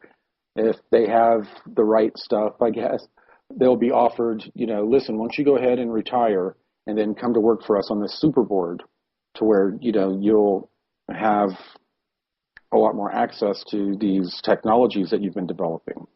They will go on this super board where there'll be a member from all these different military industrial complex. Yeah, I'm sorry. You heard the music. All right. Oh, yeah. We're going to take a break right here. I was going to let you finish. When we come back, we're going to jump into that interstellar slave trade. Our guest tonight, Corey Goode. I'm your host, Jimmy Church. This is Fade to Black. Stay right there.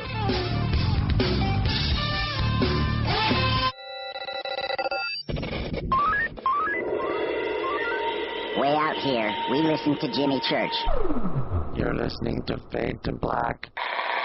Always on the edge of the hottest alternative talk. Jimmy Church with Fade to Black. KGRARadio.com. ¿Qué tal, mis amigos? Yo soy Mario Carson, el tiburón, y los invito para que escuchen a mi buen amigo Jimmy Church Radio. ¡Claro que sí! You get a Zipa. You get a Zipa, you hear me? What's the name when you snort? It's Zipa, Zipa. It's the thing we're craving for. It's Zipa, Zipa. You can't sleep all night. Zipa, Zipa. And wake up feeling right. It's Zipa, Zipa. Makes me love my husband more, 'cause he no longer snores. Zipa, Zipa, it's Zipa, Zipa. Zipa's different than any other device because it actually works. A lot of these other devices, they just bring the jaw forward. That's it. However, the thing that makes Zipa different, it stabilizes the tongue, basically, with this elastic band. But right here, Jimmy's telling you that this is a unique device. Go to Zipa now, buy it, and stop the snoring. Get a Zipa, ZYPPAH.com. Zipa.com. That's ZYPPAH.com. These statements have not been evaluated by the FDA. This product is not intended to diagnose, treat, cure, or prevent any disease. Work with your doctor when taking medications. Make Protovite part of your healthy lifestyle. HealthForLiberty.com is your source for Protovite, a powerful nutritional supplement that's a true breakthrough for your health. Poor digestion makes it nearly impossible to absorb the nutrition your body needs. Protovite is a liquid multi-nutrient formula with patent-pending absorption technology and the highest quality ingredients to nourish every cell in your body. My name is Sandra White. 6 weeks ago, when I started taking Protovite, I was on 14 medications, from everything for blood pressure to fibromyalgia. In the first 10 days, my blood sugar dropped 50 points, and my fibromyalgia pain is gone. And so was 12 of the 14 medications that I was taking. I'm 66, living life and loving it. Go to HealthForLiberty.com right now. That's HealthForLiberty.com. Thank you, Protovite, for giving my life back. You are listening to Fade to Black with Jimmy Church on the Game Changer Network. Oi, oi, I'm Reese Evans. You're listening to Jimmy Church. This is Revolution. The revolution will not be televised. The revolution is on radio. Ciao.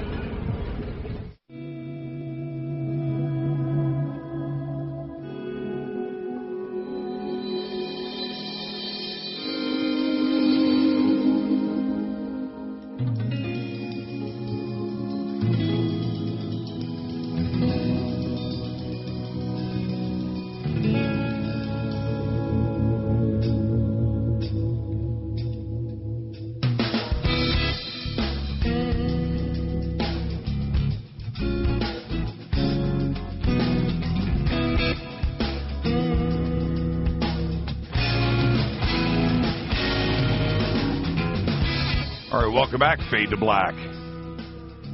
I'm your host, Jimmy Church. You can follow me on Twitter at JChurchRadio. Very simple.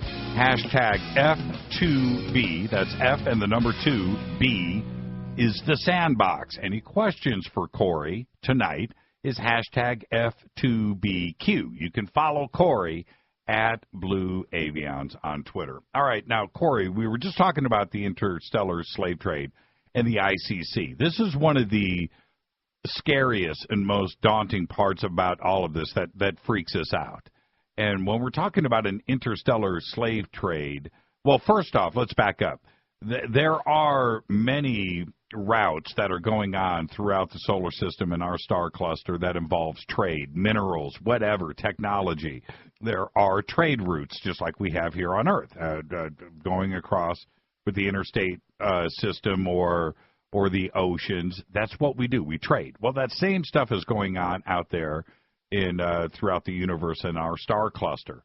So with that, and you start to combine that normal trade of goods, and you throw in interstellar slave trade into the mix, that freaks people out. What are we talking about here? And is it just a slave trade? Yeah, it's a slave trade that is not much different than the human trafficking we have going on Earth. And a lot of the humans that are taken because, and this sounds strange, we are good engineers. We are good problem solvers, and when put in the right environment. So they use us for all different types of reasons. And yes, this slave trade is something that has been going on for a long time, and this interplanetary corporate conglomerate decided that once we developed the technology to be able to police the Earth, we were going to prevent these groups from coming in and abducting humans and stealing them, and we would use these people as a commodity, we being, the elite or the humans controlling everything. They started to use they saw, supply and demand. There was a demand for what these entities would call biologicals, and we would trade it for technology or other biologicals. Now, and with that, with a slave, you have labor. I get that part of it. You have the intellectual side and the brains. But the darker side of it, were we cattle? Were we meat? Were we being eaten? Yes, unfortunately, to some of these beings, they would use the humans or portions of humans for sustenance, yes. Did you ever see evidence of this yourself directly? Yes. And what did you see? And how did you know that is what was going on? I mean, there's something that's, that tells you what's going on. What happened? Well, I mean, I knew there was something going on during the first 6 years or so. We were doing, every once in a while, when we were en route to go out to a certain area of the solar system, we were being loaded up with these very large cases that looked like they were made for carrying technical equipment or some sort of weaponry. And they had a technological component to the actual cases. And it was some time before I found out, through the urging of this girl that I had a thing for in the program, she had me and another guy go into an area where we had some of these stored for transport. And she ended up opening them, and we ended up seeing what was inside. And it was not what I expected. I did not expect there to be human beings crated up and being shipped around. Were they full bodies, or was it like meat? I don't want to be gross here, but yeah, I really couldn't talk more about it without being graphic. Right. But right. There were people in some sort of form of stasis, and then there were other people that had already been butchered like cattle. Right. Okay. Wow. That's heavy. But then again, we have cattle and pigs, right, and chickens here, and to another species, another being, that's how they would look at us. They wouldn't look at us any different, and we kind of have to be open to that possibility. The one question that takes me to this next step is, why build up this offensive and defensive, space fleet? Not only the Dark Fleet, but Solar Warden too as well. Have we been threatened? Is there a reason to have offensive and defensive space fleets? Well, yeah, absolutely. And Solar Warden had both. They had some of the research vessels and some of the support vessels that were, not heavily armed.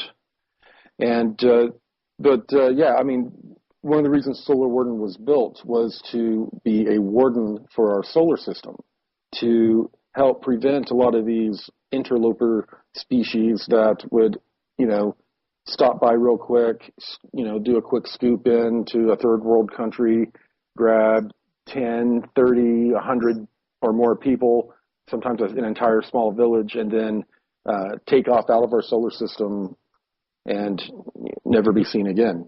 There were a lot of different scenarios going on, and we were finding out exactly, how big the, galactic civilizations, how big it really is. We were learning that, and unfortunately, they're not all angelic beings. Some of them are here to take advantage of us, and some of them are just, amoral. They don't see what they're doing to us as being good or evil. Well, with you and anyone else that was inside the program, yourself included, were any of you told or believe, or were you misled into the thoughts of maybe there would be a disclosure of the programs that you were working on and ET contact? Oh yeah, you're told all throughout it that someday this is going to be disclosed. This will be disclosed, and you guys are going to be like the Wright brothers or the early astronauts. Right. And was that almost like a carrot that you guys were actually doing good, and everybody would find out about this eventually? So just sit tight. Yeah, the people that are doing this, that are working inside these programs, they think they're doing, they think they're doing things for a positive agenda. They think that they're doing the right thing. Let's talk about the arrival of the giant spheres, and in particular, let's talk about the Seeker. What was the Seeker, and when did this happen?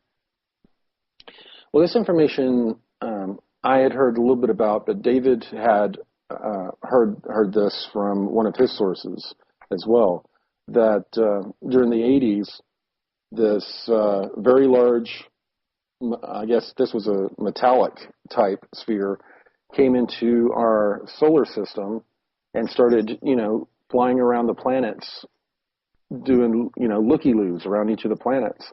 And our secret space program confronted them.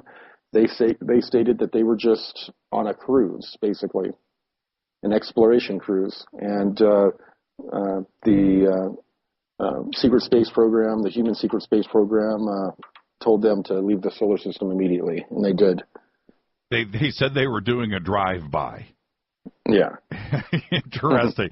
And we said, you're not welcome. Well, was it because we were afraid, right?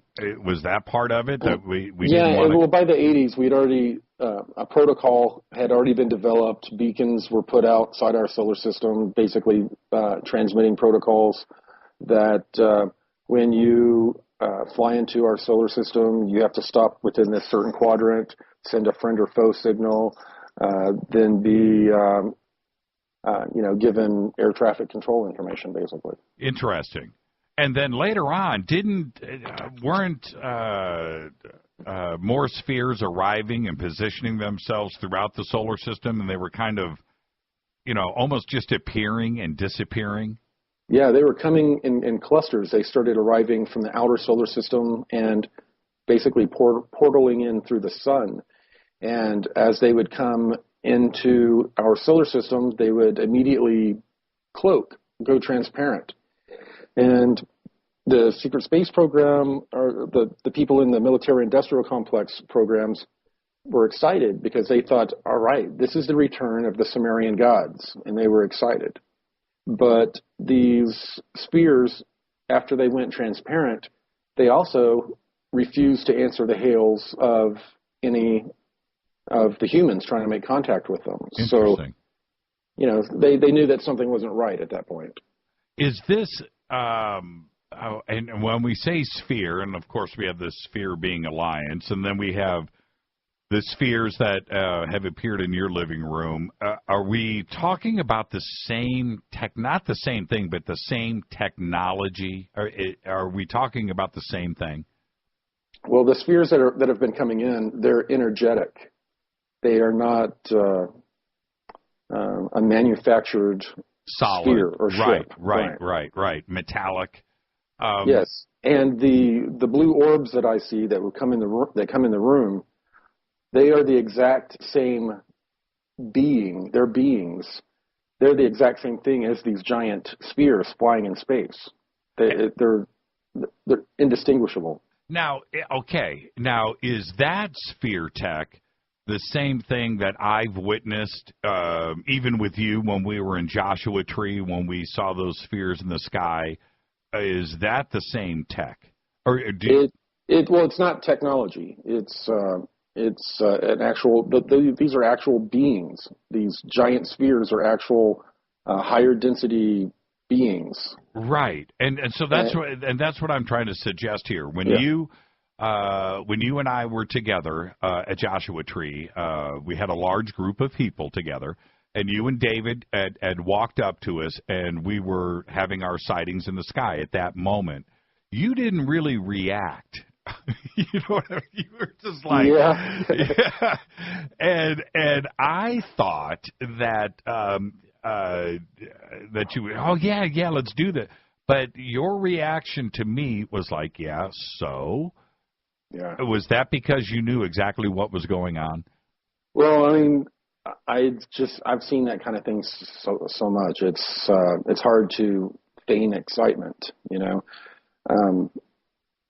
I tell everybody, if you hang out with me, eventually you're going to see some weird stuff. Right. And I've had people, see UFOs with me plenty of times.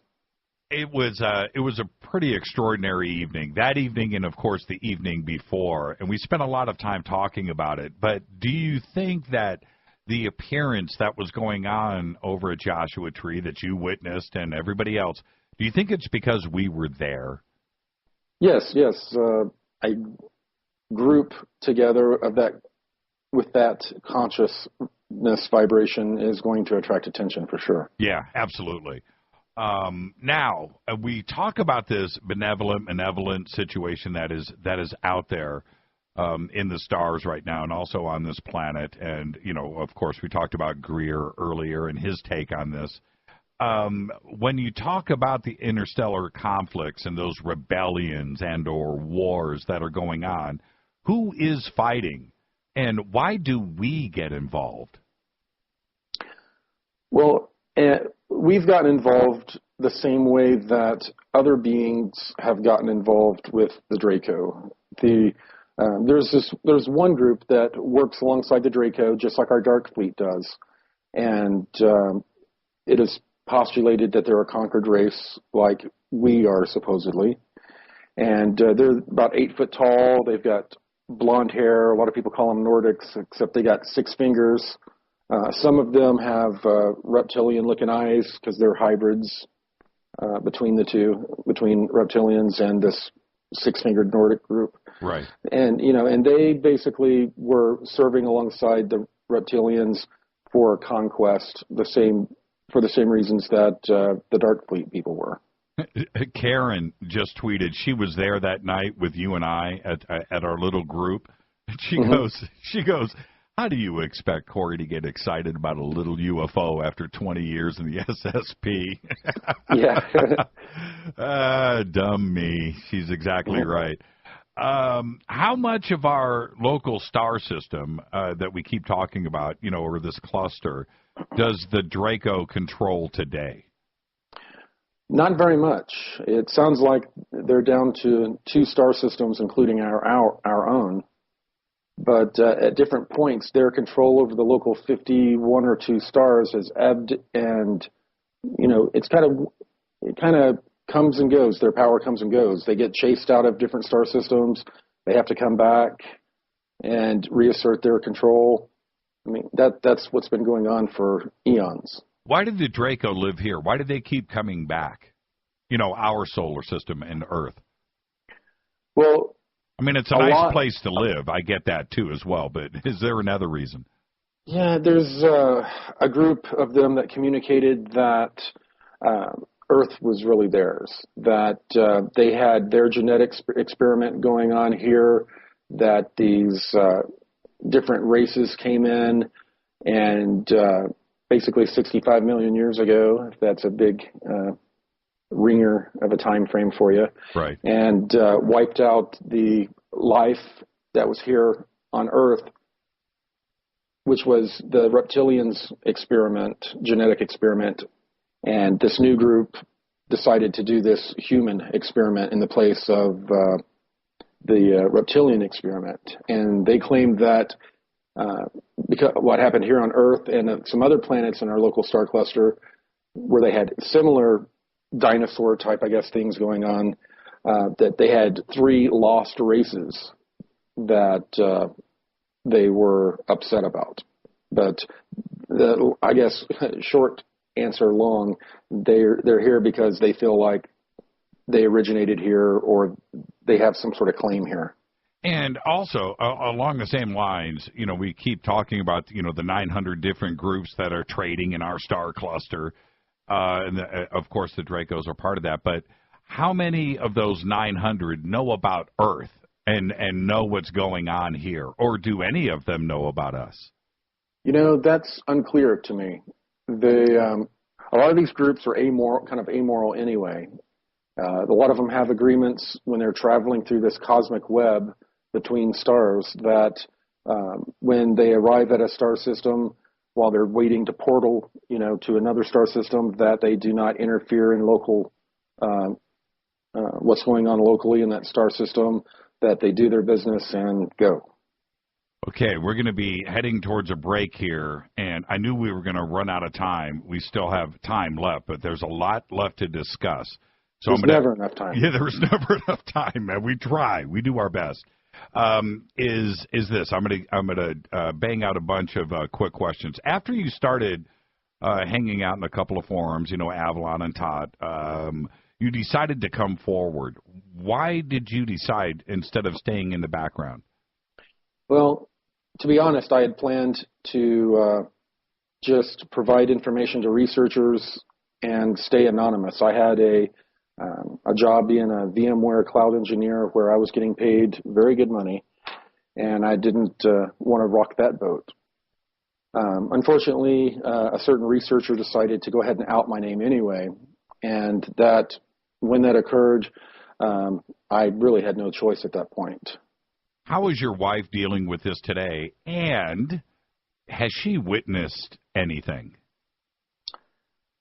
Yeah, there's been a few things that she's seen. I try to let my family speak for themselves. I don't want to, force them into a narrative, without them, entering it with their own free will. But she's had a lot of issues, a lot of depression, a lot of it has not been easy for her, and so it's been rough in certain ways for sure. Go wake her up, get her out of bed, get her on the show. No, nah, you're not going to do that, not yet. And what about your kids? I talk to you a lot on the phone. I know that you're a family guy. You've always got your kids hanging out with you. I feel like I've met them indirectly a few times. How are they dealing with this, or do they know? Do they know much? Yeah. Well, my son, not so much. He's only 5 at the moment, but my daughter's 13. She has a good idea of a lot of what's been going on around here, for sure, but I started telling them less and less when I started seeing them reacting to the information. That they were kind of freaked out, or my daughter was kind of freaked out in the beginning. She was having some weird experiences, and it was she had to acclimate to the information. Let's, before we hit this break, let's get a couple of critical questions out of the way. What is the outer barrier? The outer barrier is actually one of these giant blue sphere beings that set itself up. It basically encompasses our entire solar system, and it is preventing human and non-human groups from leaving or coming into the solar system until we've gone through whatever this event is going to be. Which we're going to get to this in a second, but that also includes the Draco. Yes. Okay, we're going to get to that in a second. Is there life on Proxima B? There is life in Proxima B, Proxima Centauri, and they are in our local star cluster. And most of the stars that are similar to ours have civilizations on them. Do we communicate? Who is on Proxima B? I don't know. Okay. Okay, now we're going to head to a break, and I want to set up what we're going to discuss next. Who is Gonzalez? Gonzalez has actually gone by several different names. He's a person I met for the first time when this Mayan-type group had assisted me. And he sort of kind of became like a liaison between me and the secret space program. And he led me to believe that he was Air Force, but he is actually was a lieutenant commander in the Navy. So, yeah, he's an interesting character. I've had kind of a love-hate relationship with him at times. When was the last time you spoke to him? The last time I spoke to him was probably 2 weeks ago. 2 weeks ago, and he is still in the SSP. No, he is not. No, he's not. He's no longer able to return to the work he was doing previously with the secret space program. And why is that? He basically got the Secret Space Program Alliance is a group of people that have broken away, no longer working directly with the program they're assigned to, and they're doing it surreptitiously. And he got outed through an interrogation of me, and he was no longer able to return and do what he was doing before. At one point, was he your commanding officer? Did he have? I guess you could equate it more like a handler, I guess. Right. Since I was not in the military, I was a civilian asset. Because you had been exposed to him back in 2013, and then you were off planet and you bumped into him again and recognized him. Did you guys? What was that? What was that like? Well, I recognized him when I was brought up to the LOC to meet with this SSP alliance, and I wasn't given a whole lot of information about what was going to occur at this meeting. And he was the one that greeted me, was saying, "You need to stand there, you need to come over here." And I recognized him from a previous encounter I had with this Mayan-type breakaway group that he was working with, and that he's working with now. Everybody wants to know, and we're going to hit a break right here. Everybody wants to know, I know you've been asked this before, is Gonzalez Cobra? No. No. How many times have you been asked that question? I've seen it online, but that's the first time I've been actually asked a question. Okay, so officially, Cobra is not Gonzalez, so we can put that one to bed. Let's take a break. Absolutely not. Okay, there you go. Let's take a break right here. When we come back, I'm going to ask Corey about the Dodge Dart, and you guys stay right there. This is Fade to Black. Our guest tonight, Corey Goode, on the Game Changer Network and KGRA, The Planet. Stay right there. Hi, everybody. This is Rob Halford, the Metal Guard, on JimmyChurchRadio.com. KGRA Radio.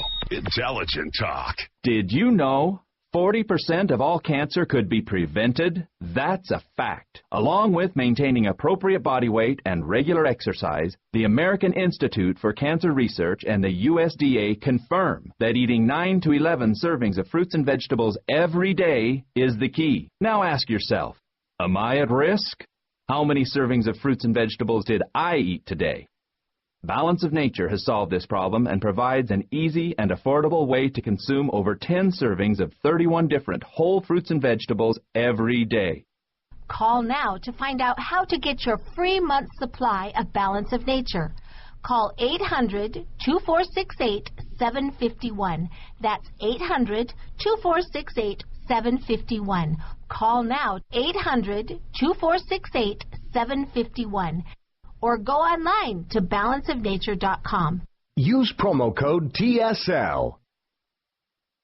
So, you love talk radio? Then you'll love TalkStreamLive.com. TalkStream Live is always on, 24/7, with the best streaming talk shows. Find your favorite talkers and discover some new ones. It's free, readily available online or on the smartphone or tablet. Finding your favorite talk shows all in one place has gotten a whole lot easier. Just go to TalkStreamLive.com. Be sure to download the free apps from Google Play or the iTunes App Store.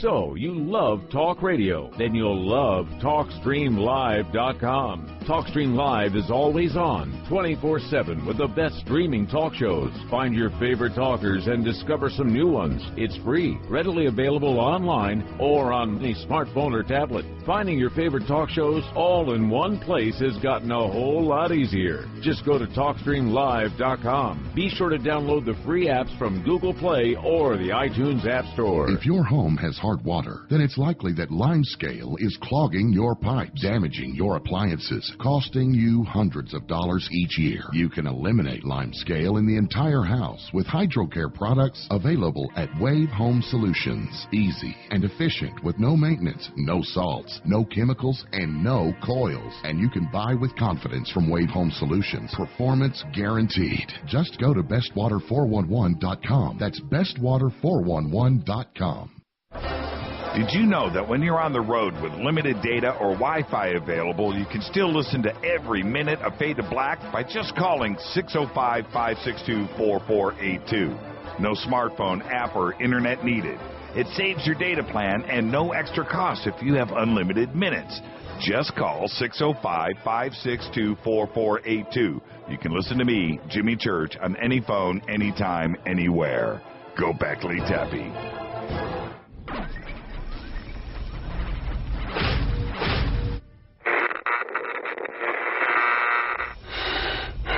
You want to know a secret? I love ponies. I really love ponies. I'm serious. I couldn't stay sane without ponies to brush. Why fade to black? Because you never got that pony. Damn it. This is Fade to Black with Jimmy Church on the Game Changer Radio Network and KGRA, the Global Radio Alliance.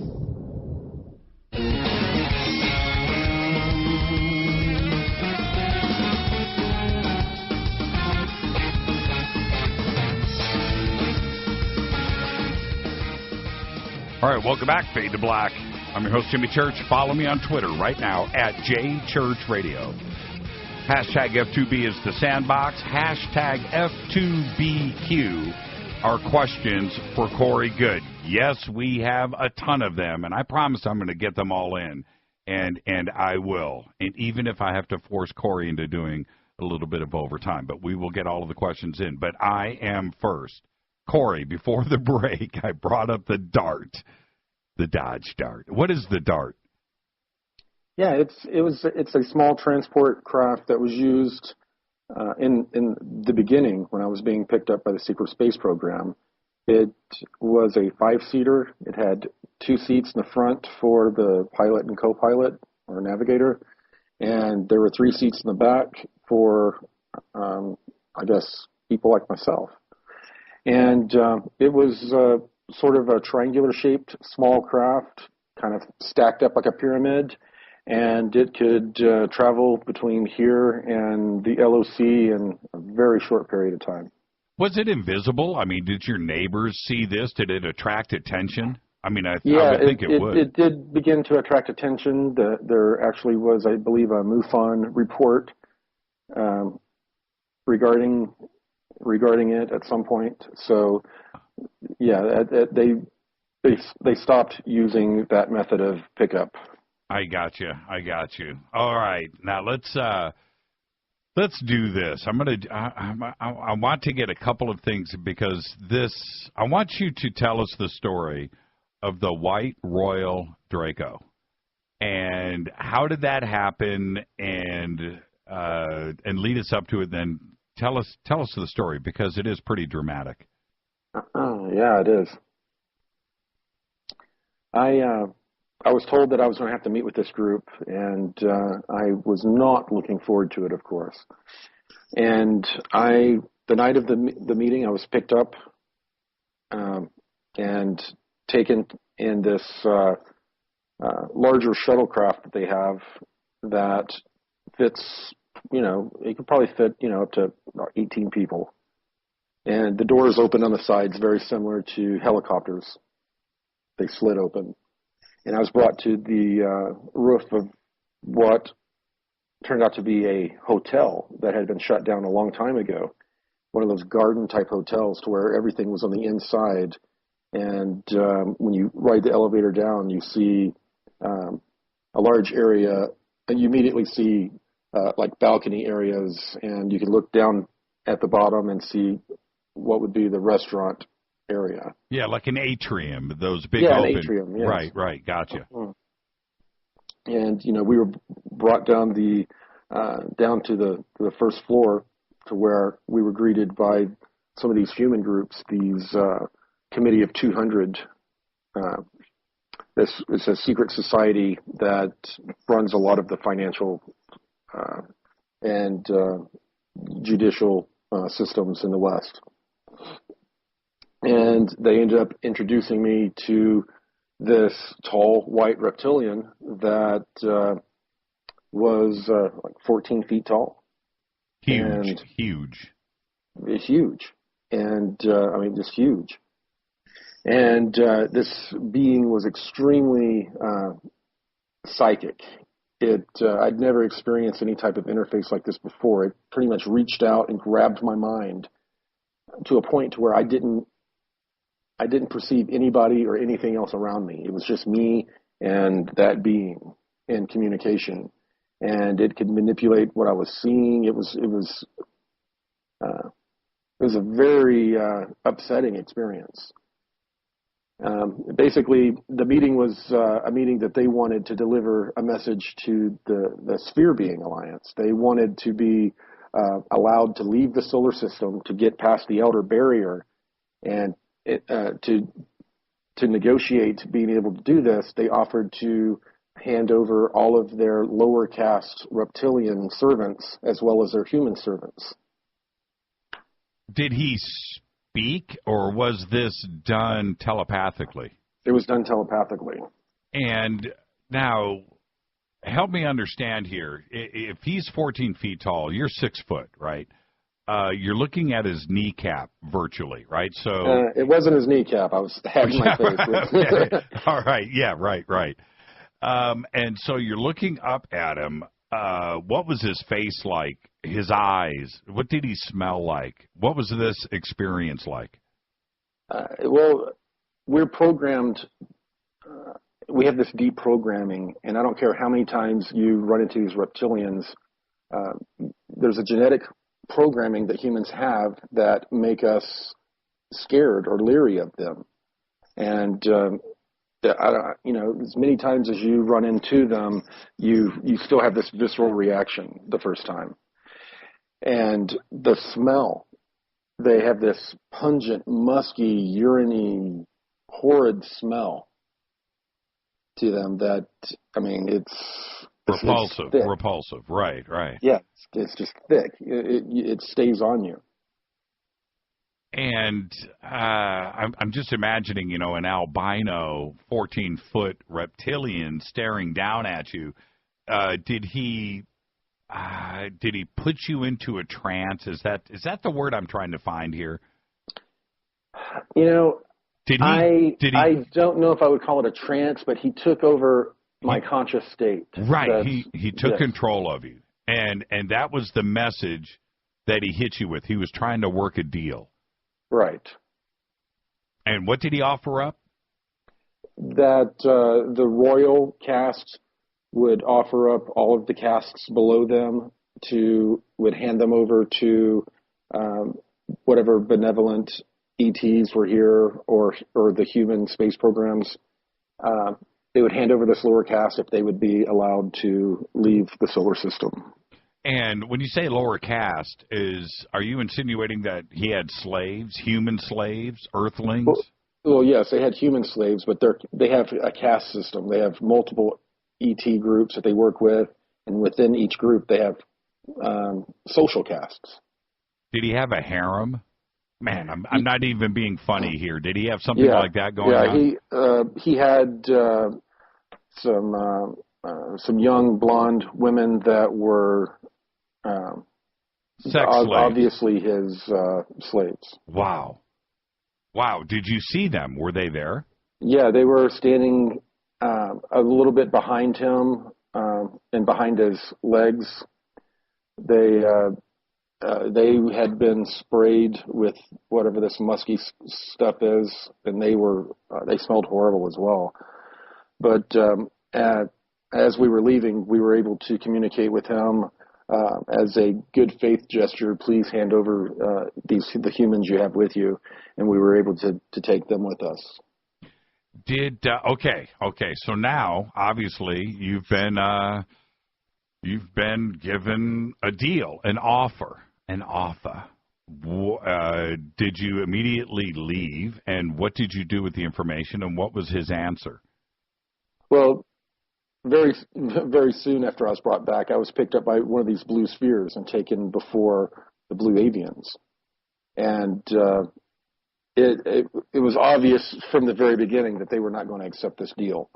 But fortunately, I refused to ever meet any of these beings again after that encounter. And fortunately, I was not the one that was sent to deliver that bad message. Bad news. Right, the bad news. And this guy was not a good dude. And you, okay, I'm just going to say this directly. You don't have to say his name, but you were given his name, but you don't ever want to say this out loud again. Why is that? Well, when it comes to some of these negative groups like the reptilians, the more you put them in your consciousness, the more it puts you in theirs. Right. And they're very psychic beings. And if I give the name out and people start calling the name out, some people are going to start praying to it or trying to conjure up, things with the name. It's just it's a better idea to not put the name out there. And right. There's a lot of speculation that it's Enlil or Inky or whatever. It's not that. No. Does it rhyme with Donald Trump? Just kidding. I kid. It's really a very Middle Eastern sounding kind of name. Yeah, it's so interesting. What happened to the dude that had to go back with the bad news? I do not know how that news was delivered. And do you know how the news was taken? Because obviously he was denied, right? So he's still here. Well, I think it was denied without them being told it's denied. But at the same time, this news got out amongst the lower ranks of the Draco, the human groups, the Committee of 200 groups, and so forth. And it was causing them to, freak out quite a bit. So after there was not an immediate acceptance of the Draco offer, and the Draco saw that they had a big mess to clean up amongst the people that served them, that it just became kind of a non-issue, I guess. Okay, that's enough of my stuff. I wanted to get to. I'll save this for another time. And actually, I'm tempted because we didn't take calls tonight. That maybe in a couple of weeks we'll bring you back and only take phone calls, and we'll do that for like 3 hours so we can treat everybody. But we'll save that for another time. I've got literally 100 questions here that have come in during the show. So I'm going to bang these out, and let's get to these as quick as possible. If we have to do a little overtime, we will, and I'm going to thank you for that in advance. So let's start here. Does Corey know anything about the alien U.S. battles at Greenland in the 1950s? The E.T. battles in Greenland in the 1950s. Yes, between the aliens and the United States. No, I don't have anything specific about a battle going on. between the U.S. and non-terrestrials. Okay, during that time period. No. Fair enough. Comment on the plan now is to introduce humanity to an angelic and human-like ET group. Do you know anything about this? Yes. The intelligence up until about the late 90s was that they were going to use this blue beam technology to fake an alien invasion. And that indeed was actually a plan at one time. They were going to put up, holograms and then put up secret spacecraft, actual craft, up to cause a ruse. Well, that was exposed to a degree to where it was no longer a viable operation. But they had used this technology in smaller theaters of war, such as Iraq and others, to where they had convinced people that their deities or religious figures were up in the clouds communicating with them that they should surrender or whatever. And it was very effective in the smaller theaters. The plan that was developed well after the late 1990s was that they were going to introduce to us one of these human-looking non-terrestrials that has been interacting with the government for some time, that this non-terrestrial group would be introduced to humanity, and this non-terrestrial group would introduce us to their belief system, which is kind of going to be a cosmic, esoteric world religion that humanity would flock to. And we're going to be convinced that all the ETs out there are positive, and so we have nothing to fear from them, so that we are willing to give our sovereignty away and also to worship them and their belief system, which is what we've been socially and genetically programmed to do from the beginning. Does Corey know the limits of the SSP time travel capabilities? No, I do not. It turns out that from this 20 and back program that they've been doing, they were traveling in time and getting different individuals and putting them in the 20 and back and then shipping them back in time to earlier time periods than we would think possible. Okay, here we go. We need a deep Earth update. Any new information on that front? Anshar, etc. Other than a few short meetings with them, no, there's not a whole lot of new information from the inner Earth, but I hope to give a lot more information about the encounters I had through this video graphic novel that I'm producing with a lot of people right now. Okay, very cool. On a scale of 1 to 10, how urgent and important does Corey think it is to stock up on food, water, and prep? I think that it's a very good idea to have that as soon as possible, if you are financially able to do that, of course. There are a lot of different Earth changes, a lot of different things that are going to occur, some civil unrest here and there, a lot of it manipulated. Some of it has to do with the energetic changes we're going through. And when it comes to having those types of supplies, it's better to have it and not need it than need it and not have it. Has Corey ever encountered information about the second coming, and how might it relate to ascension?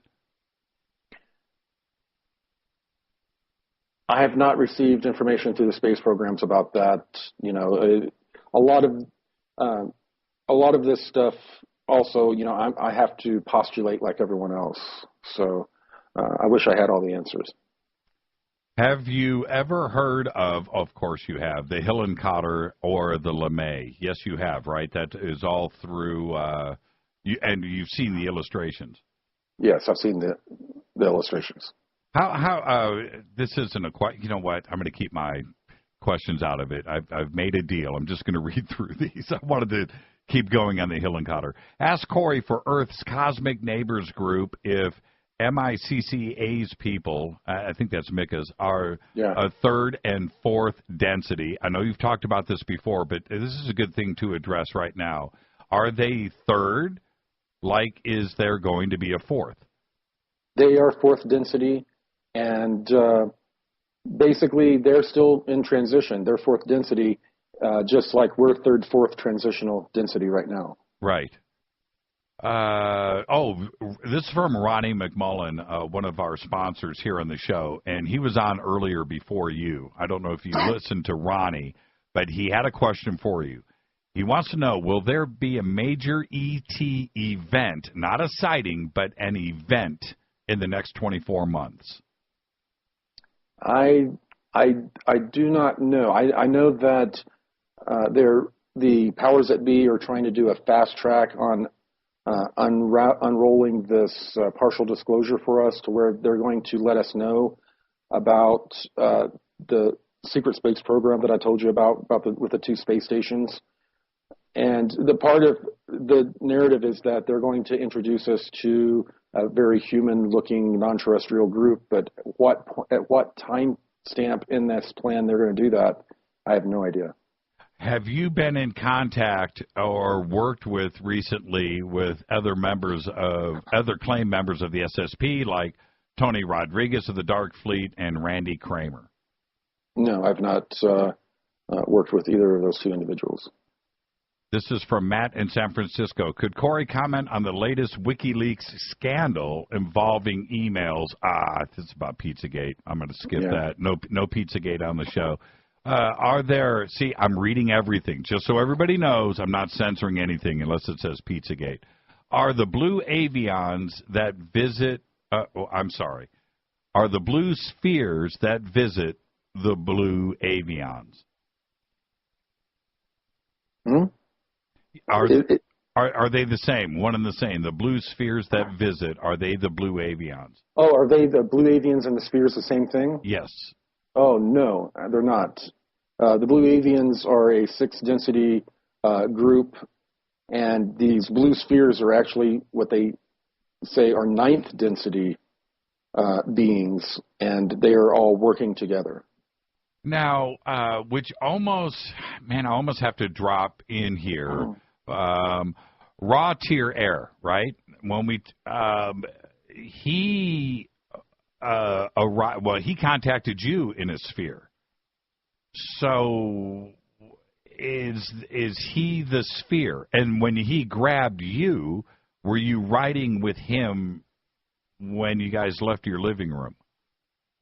The sphere is a different being, and we appear inside of it to have communications as if it was a spacecraft, I guess you would say, or a dwelling. Right, and it's so hard to wrap your head around that, and that's why it needs to be explained.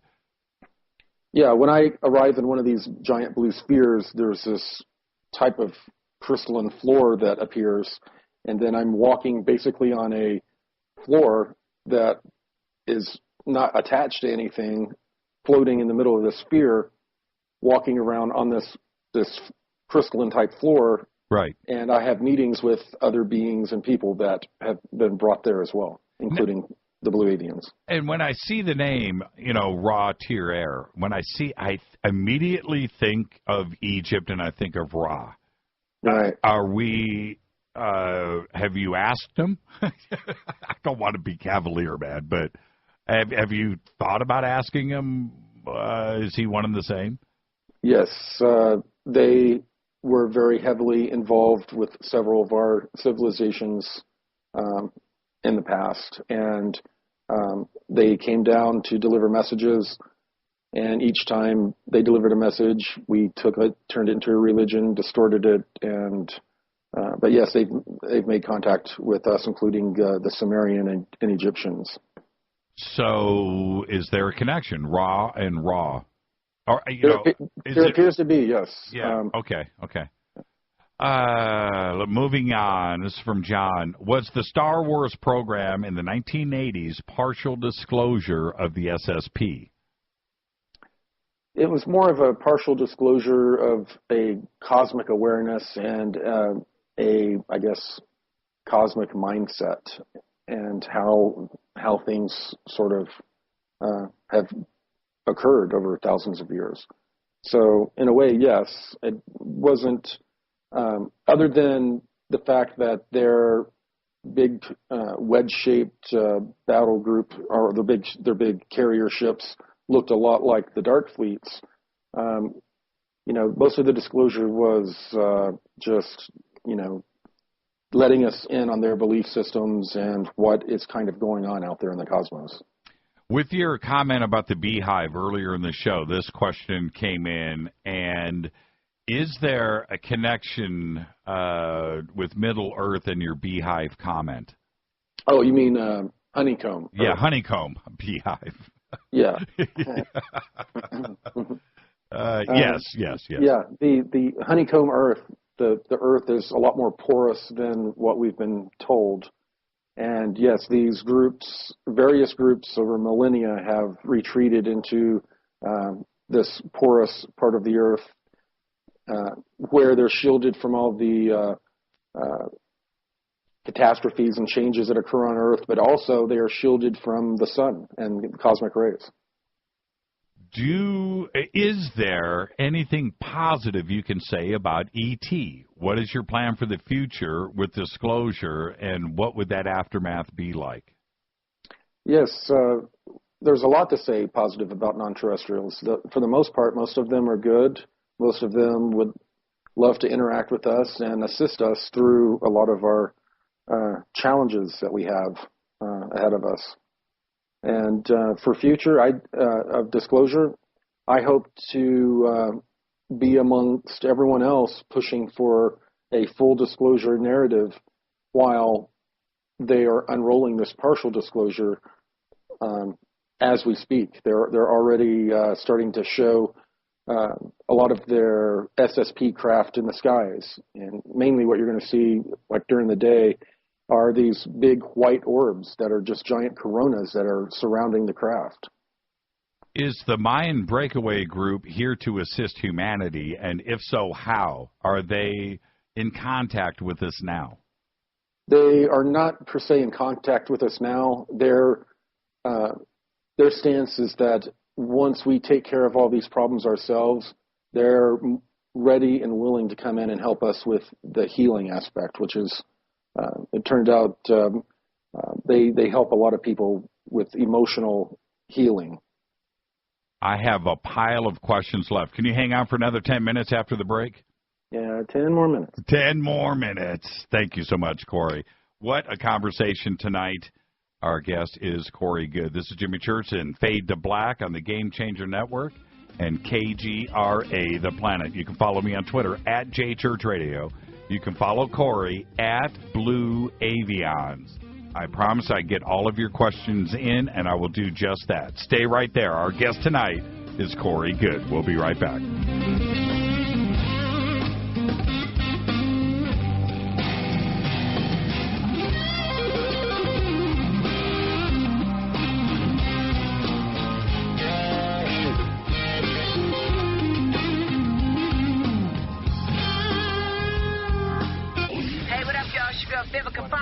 And you are listening to my boy, Jimmy Church, on JimmyChurchRadio.com. Despite popular opinion, reading a book will not make you smarter. But listening to Jimmy Church will. Does your basement or crawl space have a damp, musty smell? Well, watch out! That's a sign of too much moisture and not enough ventilation. And that can mean increased mold growth and the buildup of harmful toxins and gases. Don't bother with a dehumidifier. It just circulates the same unhealthy air. Now there's a better way to remove these dangers and odors. It's with the computerized Wave Moisture Control Unit that reduces moisture and expels pollutants. We replaced our old dehumidifier with the Wave unit, and in only 3 weeks, our basement is dry and the musty smell is gone. Wave units require no maintenance, no buckets of water or filters, and costs only pennies a day to run. Breathe better, live healthier with an affordable, no-maintenance Wave unit. Call 888-618-WAVE, 888-618-WAVE, or visit mydryhome.com. mydryhome.com. Ride the wave. Wave Home Solutions for a healthy, comfortable home. What's up, Fadernauts? Studio Dome loves Fade to Black and the F2B audience so much that they have put together the ultimate stereo Bluetooth system. They've done it just for you. Man, check this out. The Studio Dome SBB2 stereo system is here. It's featuring 2 Studio Boombox 2 SBB2 wireless Bluetooth speakers, packed in its own custom hardshell case. This Studio Dome system features the very latest in stereo Bluetooth technology.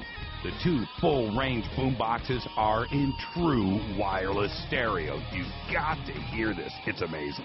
It's just $129, and use the promo code JCRTWS, and you'll also get free shipping. It's simple. Just go to jimmychurchradio.com, click on the Studio Dome banner. Go Beckley Teppy. It's Kristen, Erica, Brittany, Gabby, and you're listening to JimmyChurchRadio.com. It's not a lifestyle we chose. We were born this way. KGRARadio.com.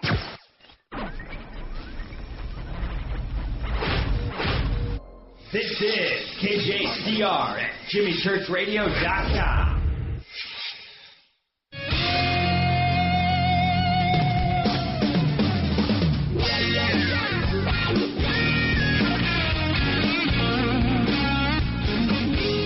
All right, welcome back to Fade to Black. Great conversation tonight. Great show with Corey Goode. He has graciously agreed to hang on for a little overtime. So everybody, go thank Corey right now at Blue Avions in Twitter and let him know what a great show this has been. Now, Corey, I'm going to get through the rest of these really quick, and then I want you to have a nice parting statement for us about what's going on out there. So really quick, and I'm reading these as they are coming in.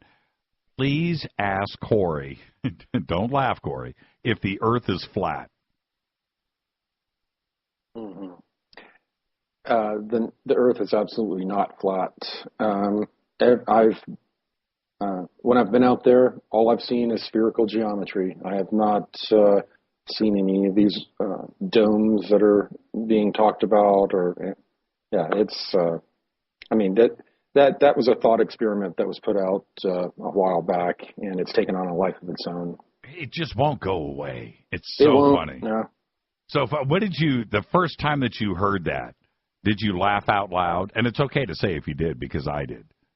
Yeah, I laughed out loud, but also kind of wrinkled up my forehead because of the intellectual caliber of some of the people that are espousing it. So, what can you do? Yeah, totally. Okay, what does Corey know about Alcyon? Are there any ETs there, and are they compatible with Draco? I don't have that specific of information on any one star system about who is inhabiting it and what the relationship is with the Draco. Okay, this is a little direct. Is there, let me try to shorten this up. Is there any racism that goes on in the Federation? Well, it depends. It's all perspective. What we see as racism, they see as keeping their genetic experiments pure and separate from one another. They come in and develop a lot of spiritual or social type of control mechanisms to where, you're not allowed to date outside of your race. You're not allowed to do this or that outside of your race. Or even back you hear the biblical tales of, people are told to go in and kill every other person of that race and don't take any as a wife. These all helped spring the root of racism amongst us, of course, but it's a part of an experiment for them, and their perspective, they don't see that as anything negative. Does Corey have any intel on reports about fires occurring at Cabal bases in the eastern part of the United States? There are a number of bases that have been under attack all over the world. There was one, I was told, recently in Nigeria, deep under Nigeria, that was destroyed. I have not heard of any that have open flames coming from them. I have not been briefed that is occurring. Do aliens and ET keep black agendas from one another? Absolutely. A lot of these groups work loosely together, but they have their own agendas, their own intelligence, and they do not share it with each other. The question of Trump constantly comes up on so many different fronts. So I'm going to ask each one of these individually. Does Trump know about ET contact? Do you think he's been exposed at this point? I think he knows it exists. I don't think he's had firsthand exposure yet, but he most likely will. Do you think he's part of the cabal? And if he is not, would he do anything to prosecute the cabal? He is not. Absolutely not. He has been backed by this Earth Alliance, and the military factions within the U.S. government that's been fighting the cabal. So he is a very interesting individual, not someone that I guess is huggy, kissy kind of thing that we would like, but he is by nature uncontrollable by the powers that be, and the alliance can't really control him either. When you met with the tall royal white Draco, was there anybody else there that you recognized? Any politicians? This when Gonzalez had a meeting with the same being later on, yes, there was a very prominent person that actually spoke to him. Was it Henry Kissinger? It very well could be from the description. That's as close as I'm going to get. Wow. You know, I'm reading these. I'm like, oh, come on. But, yeah, okay. All right. Let's see. Okay. When we're talking about the Draco, we've seen a lot of artist representations and renderings, from you and others. But what do these beings actually look like? The skin texture, the eyes. Can you describe that for us? They look like snakes. They look like reptiles. There's really no better way to sum it up. Their eyes, they'll be yellow with spots of other colors in them, including, red, vertical slits. Their skin, some of them have larger scales. Some of them have real tight scales like snakes do. And there are different types of reptilians. Has any member of your family seen the blue orb that you travel in? No. Okay. And let's see. What does Corey think about Cobra's recent update about the end of artificial intelligence? I actually have not heard it or looked at it. I have no idea what it entails. All I know is the artificial intelligence from my intelligence. The AI threat is going to be taken care of in this solar flash, like I reported some months ago. Do you know anything about the Black Knight satellite? Well, there have been a number of satellites that have been labeled the Black Knight. They've had satellites that have come into our solar system, orbited the Earth for a while, and left, and then returned. They've had some that have changed position. Their orbit around the Earth, moved it to more of a polar orbit, geostationary polar orbit that's much further away from the surface of the Earth. But there are a number of different non-terrestrial satellites that have come in and observed us over the years. Last question before I get your statement. I was just told by Rita, she goes, your 10 minutes are up. That's right. Okay. If we have, this is from Dan, if we have an astral experience, are we of similar appearance in other dimensions to them of higher density? I don't quite understand the question, but a lot of people, when it comes to densities and dimensions, they really have a hard time wrapping their minds around it. And higher density beings are they're not invisible. We don't reach through them. They're not completely of a different frequency to where their matter does not interact with our matter. Just like we have first and second density beings on this planet, animals, viruses, worms, whatever. Right. We can physically interact with those. And it works the same as you go up the the different levels of density.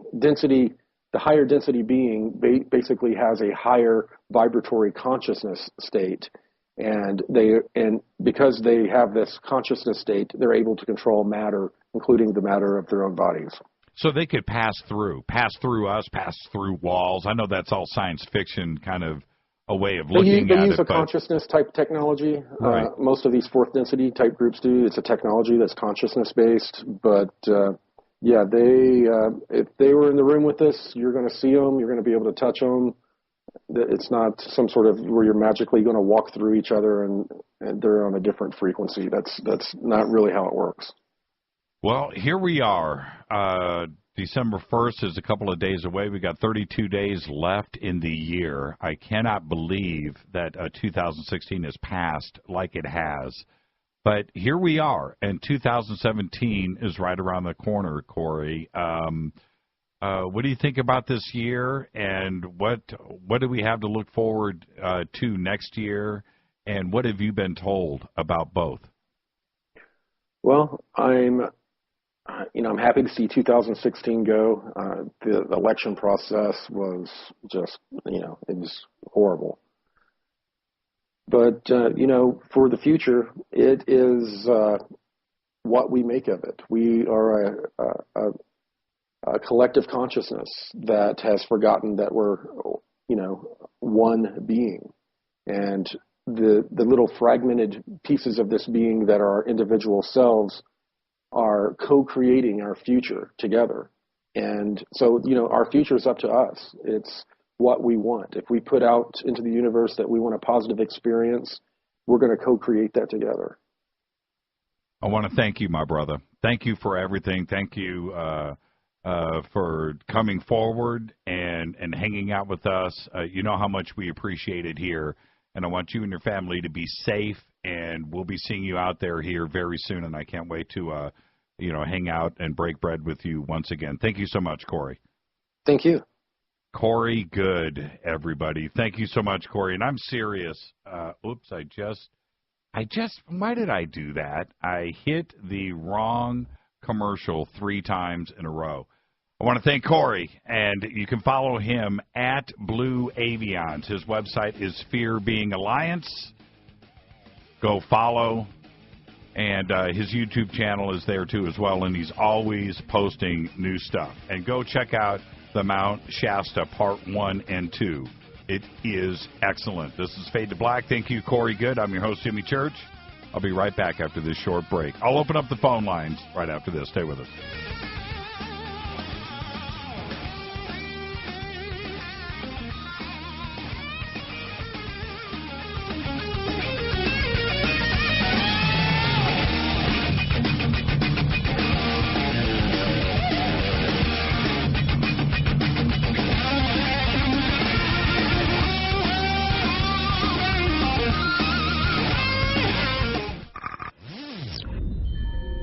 You're listening to Jimmy Church, Fade to Black. Fade to Black will now pause for alien identification. The station that talks the net. KGRA Radio. When you take the beans from Central America with dashes of Indonesian and African mixed in and then roast it to the dark side of Fade to Black, you create the ultimate brew of fringe. Introducing the Fade to Black blend from River Moon Coffee. Yes, River Moon's darkest customized roast was created for the love of Fade to Black.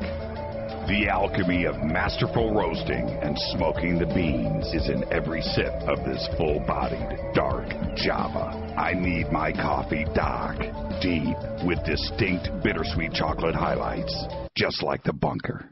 Leaning further into the darkness of the roast is Fade to Black blend from River Moon Coffee.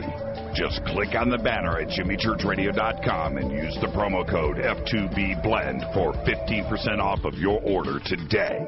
Go Beckley Teppy.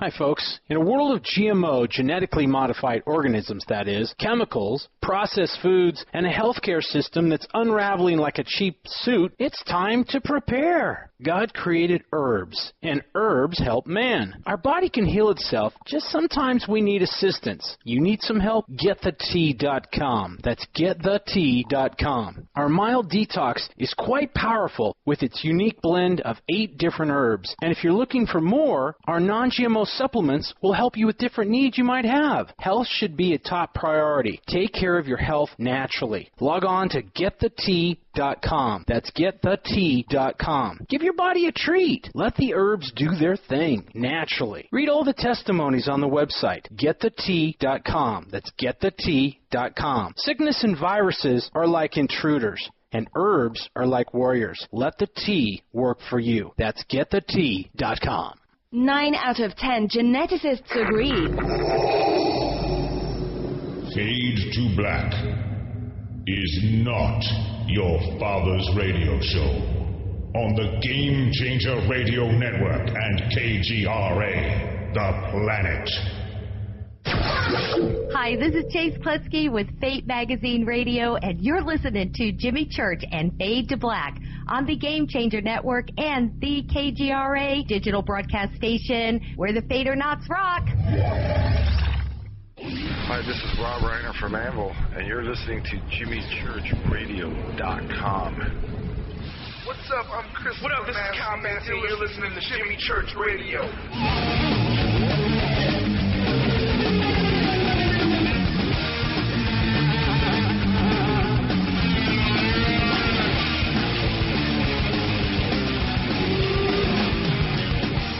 All right, welcome back, Fade to Black. Man, my brain hurts. That was an amazing conversation. Thank you, Corey. Didn't hold back, answered everything that I threw at him. Man. Great conversation. I'm going to open up the phone lines. I got a few minutes left before the end of the show.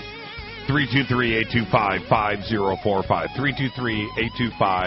323-825-5045. You can follow me on Twitter at JChurchRadio. Do so now.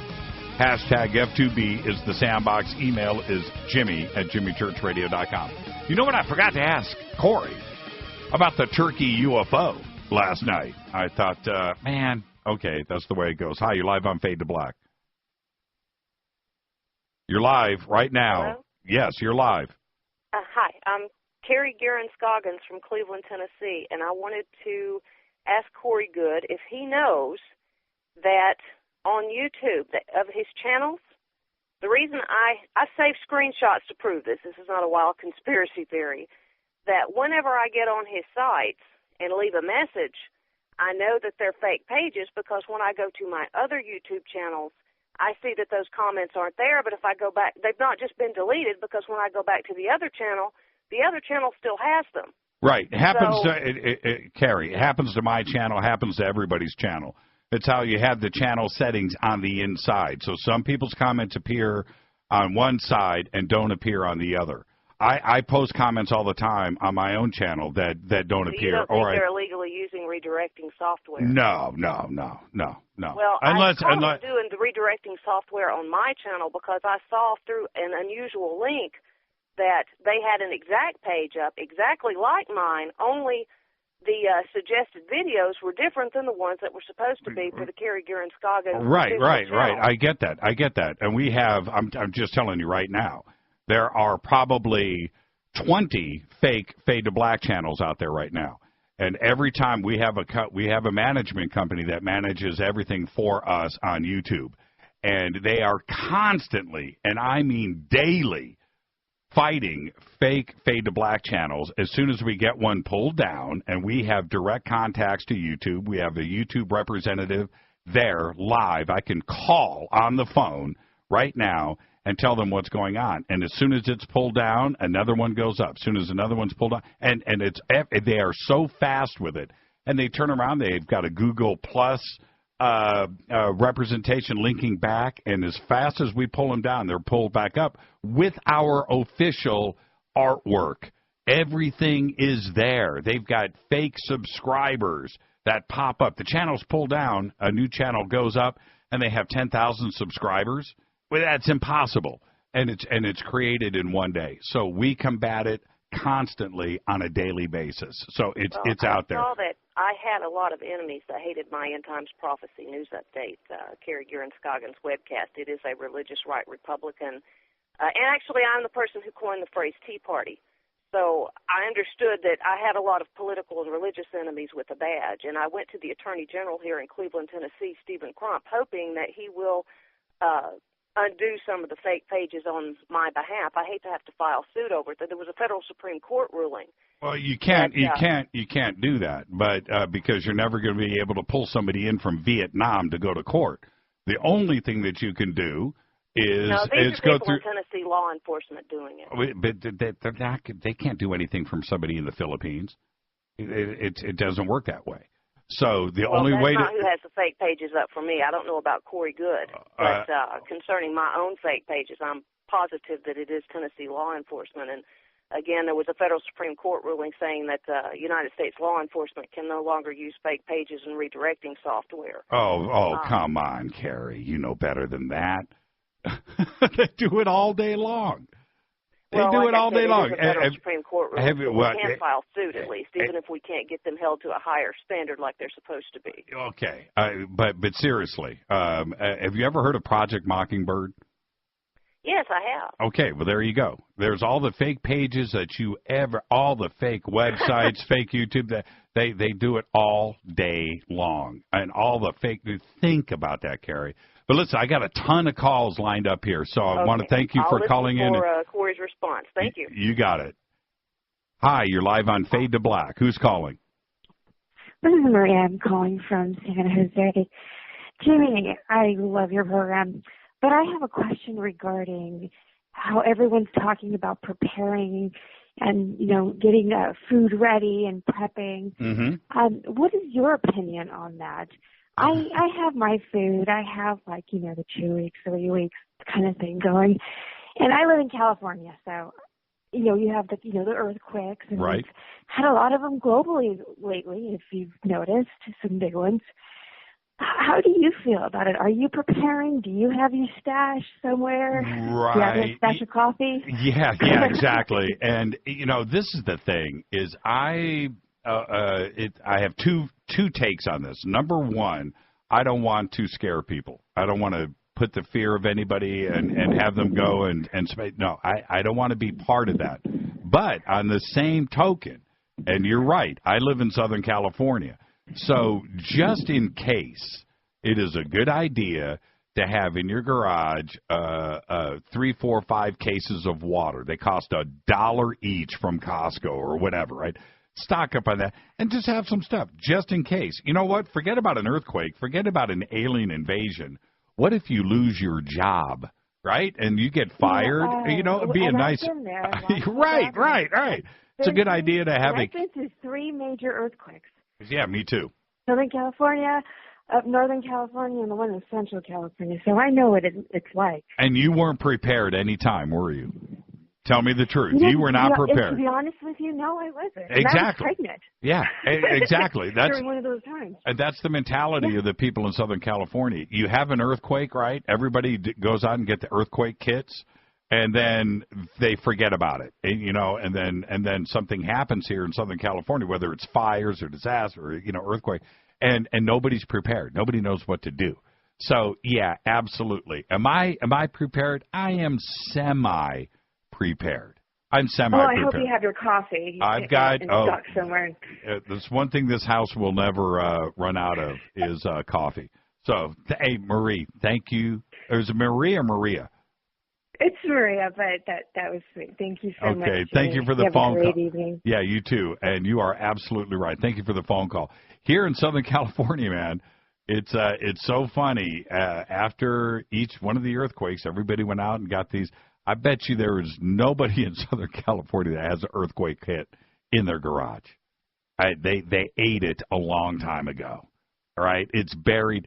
If an earthquake hits, that earthquake kit is buried under so much garbage, right, that they wouldn't be able to get to it in the garage right now if something happened right now. Man, I'm spreading the bad vibes. We don't need an earthquake here in Southern California. What a great conversation tonight with Corey Goode. That was one for the books. I got to thank Corey for doing that. But I wanted to save a couple of things here for the end of the show. One of them is this. I just want to creep you guys out.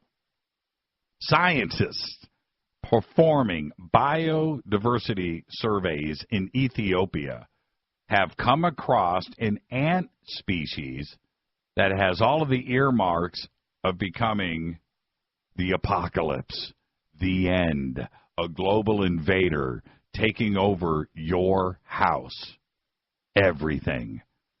Researchers from the North Carolina Museum of Natural Sciences spotted the species in the ancient forest in the northern part of Ethiopia. The ant, they say, is displaying signs of forming, check this, super colonies, rare things in the ant world, typified by colonies that move beyond a single nest, sometimes over thousands of miles of terrain.